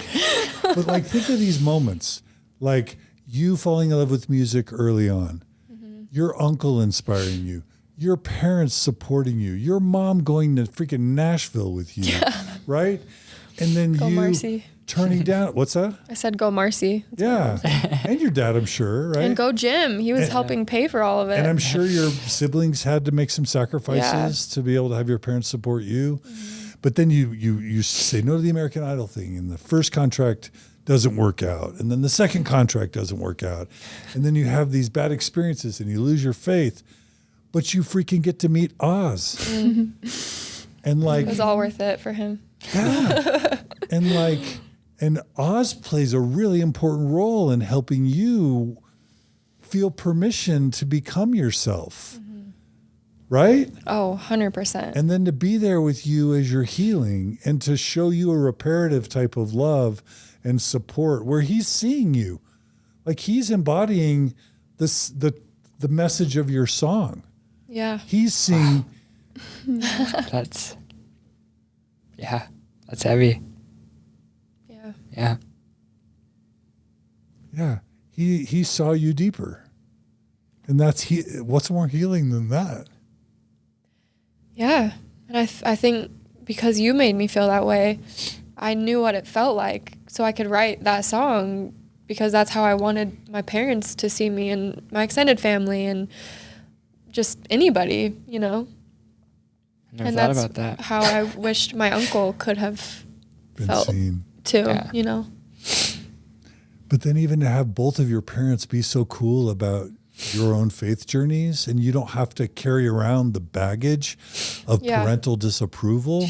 That's huge. It is. And I think on that, to our parents, like our relationship has gotten better and better and better. And we're both like, we're still figuring things out. We don't have like a perfect relationship or life, but like we're probably both the healthiest and happiest we've ever been. Yeah, definitely. And imagine our parents not supporting us. Like all those things affect us sitting here right now. Like our families and their support and feeling like we can even come and do this and we're not going to get like shunned or something, you know? So it's huge to have that. And we're so thankful for it. And it's worth it. It's worth it, parents. And it's kind of good you didn't have a big, huge Mormon base because you didn't have a big base to disappoint in some major way. Yeah. Like when Tyler was doing his Neon Trees thing, there was a huge Mormon base. Yeah. And so when he loses his faith and leaves the church, there's this like, I'm going to lose this big audience. You didn't, because you said no along the way and stuck true to your artistic vision, you didn't have the baggage of a big base that you had to worry about. 100%. And I feel like if anything, my fan base is not Mormon, but can relate so much because they're Catholic or Baptist or whatever. And it just with that song, like they've been through so many things. But 100%. Like the timing is beautiful, you know? Yeah. And then the last thing is just every artist ever cliche is selling out for pop, you know, selling out to be popular, to get the hits, and like the idea of you like trying to force fit yourself into some lane in Nashville, and like that kills people. Like how many artists have died? Whitney Houston, Prince, like we could go through a list. Jim Morrison, Michael Jackson, Michael Jackson. Like how many artists have died like suffocating under the pressures of fandom, but also like selling out or pop or whatever. Yeah. I think that's how it starts, is by selling out. And so I'm just so grateful that you're able to begin this exciting part of your career from this place of genuine authenticity. It's really inspiring. And I know, Sam, you care about that type of stuff a lot. You just left the job, right? Like I know this touches you. Yeah. And I like listening to your story and hearing about the times where you turned down American Idol or, you know, walked away from the record contract.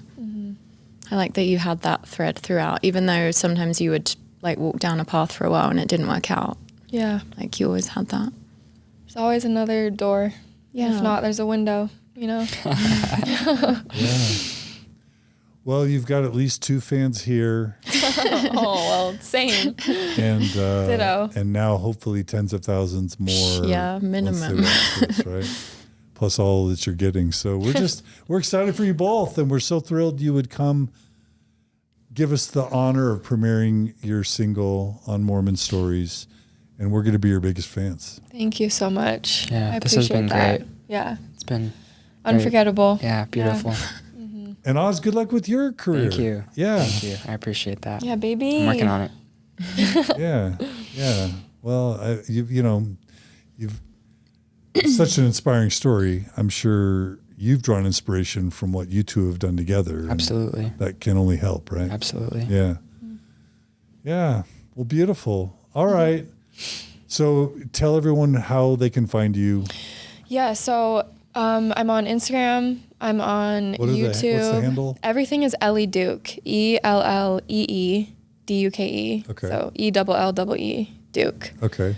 Spotify, Apple Music, iTunes, Amazon, anywhere you stream music. And then I'm super active on Instagram and TikTok if you want to like keep up with just the day-to-day stuff going on and then kind of big announcements. I also have a really cool merch line that's dropping soon. I have charm bracelets that I designed the charms, and they're kind of symbolic of certain songs or certain themes with my brand.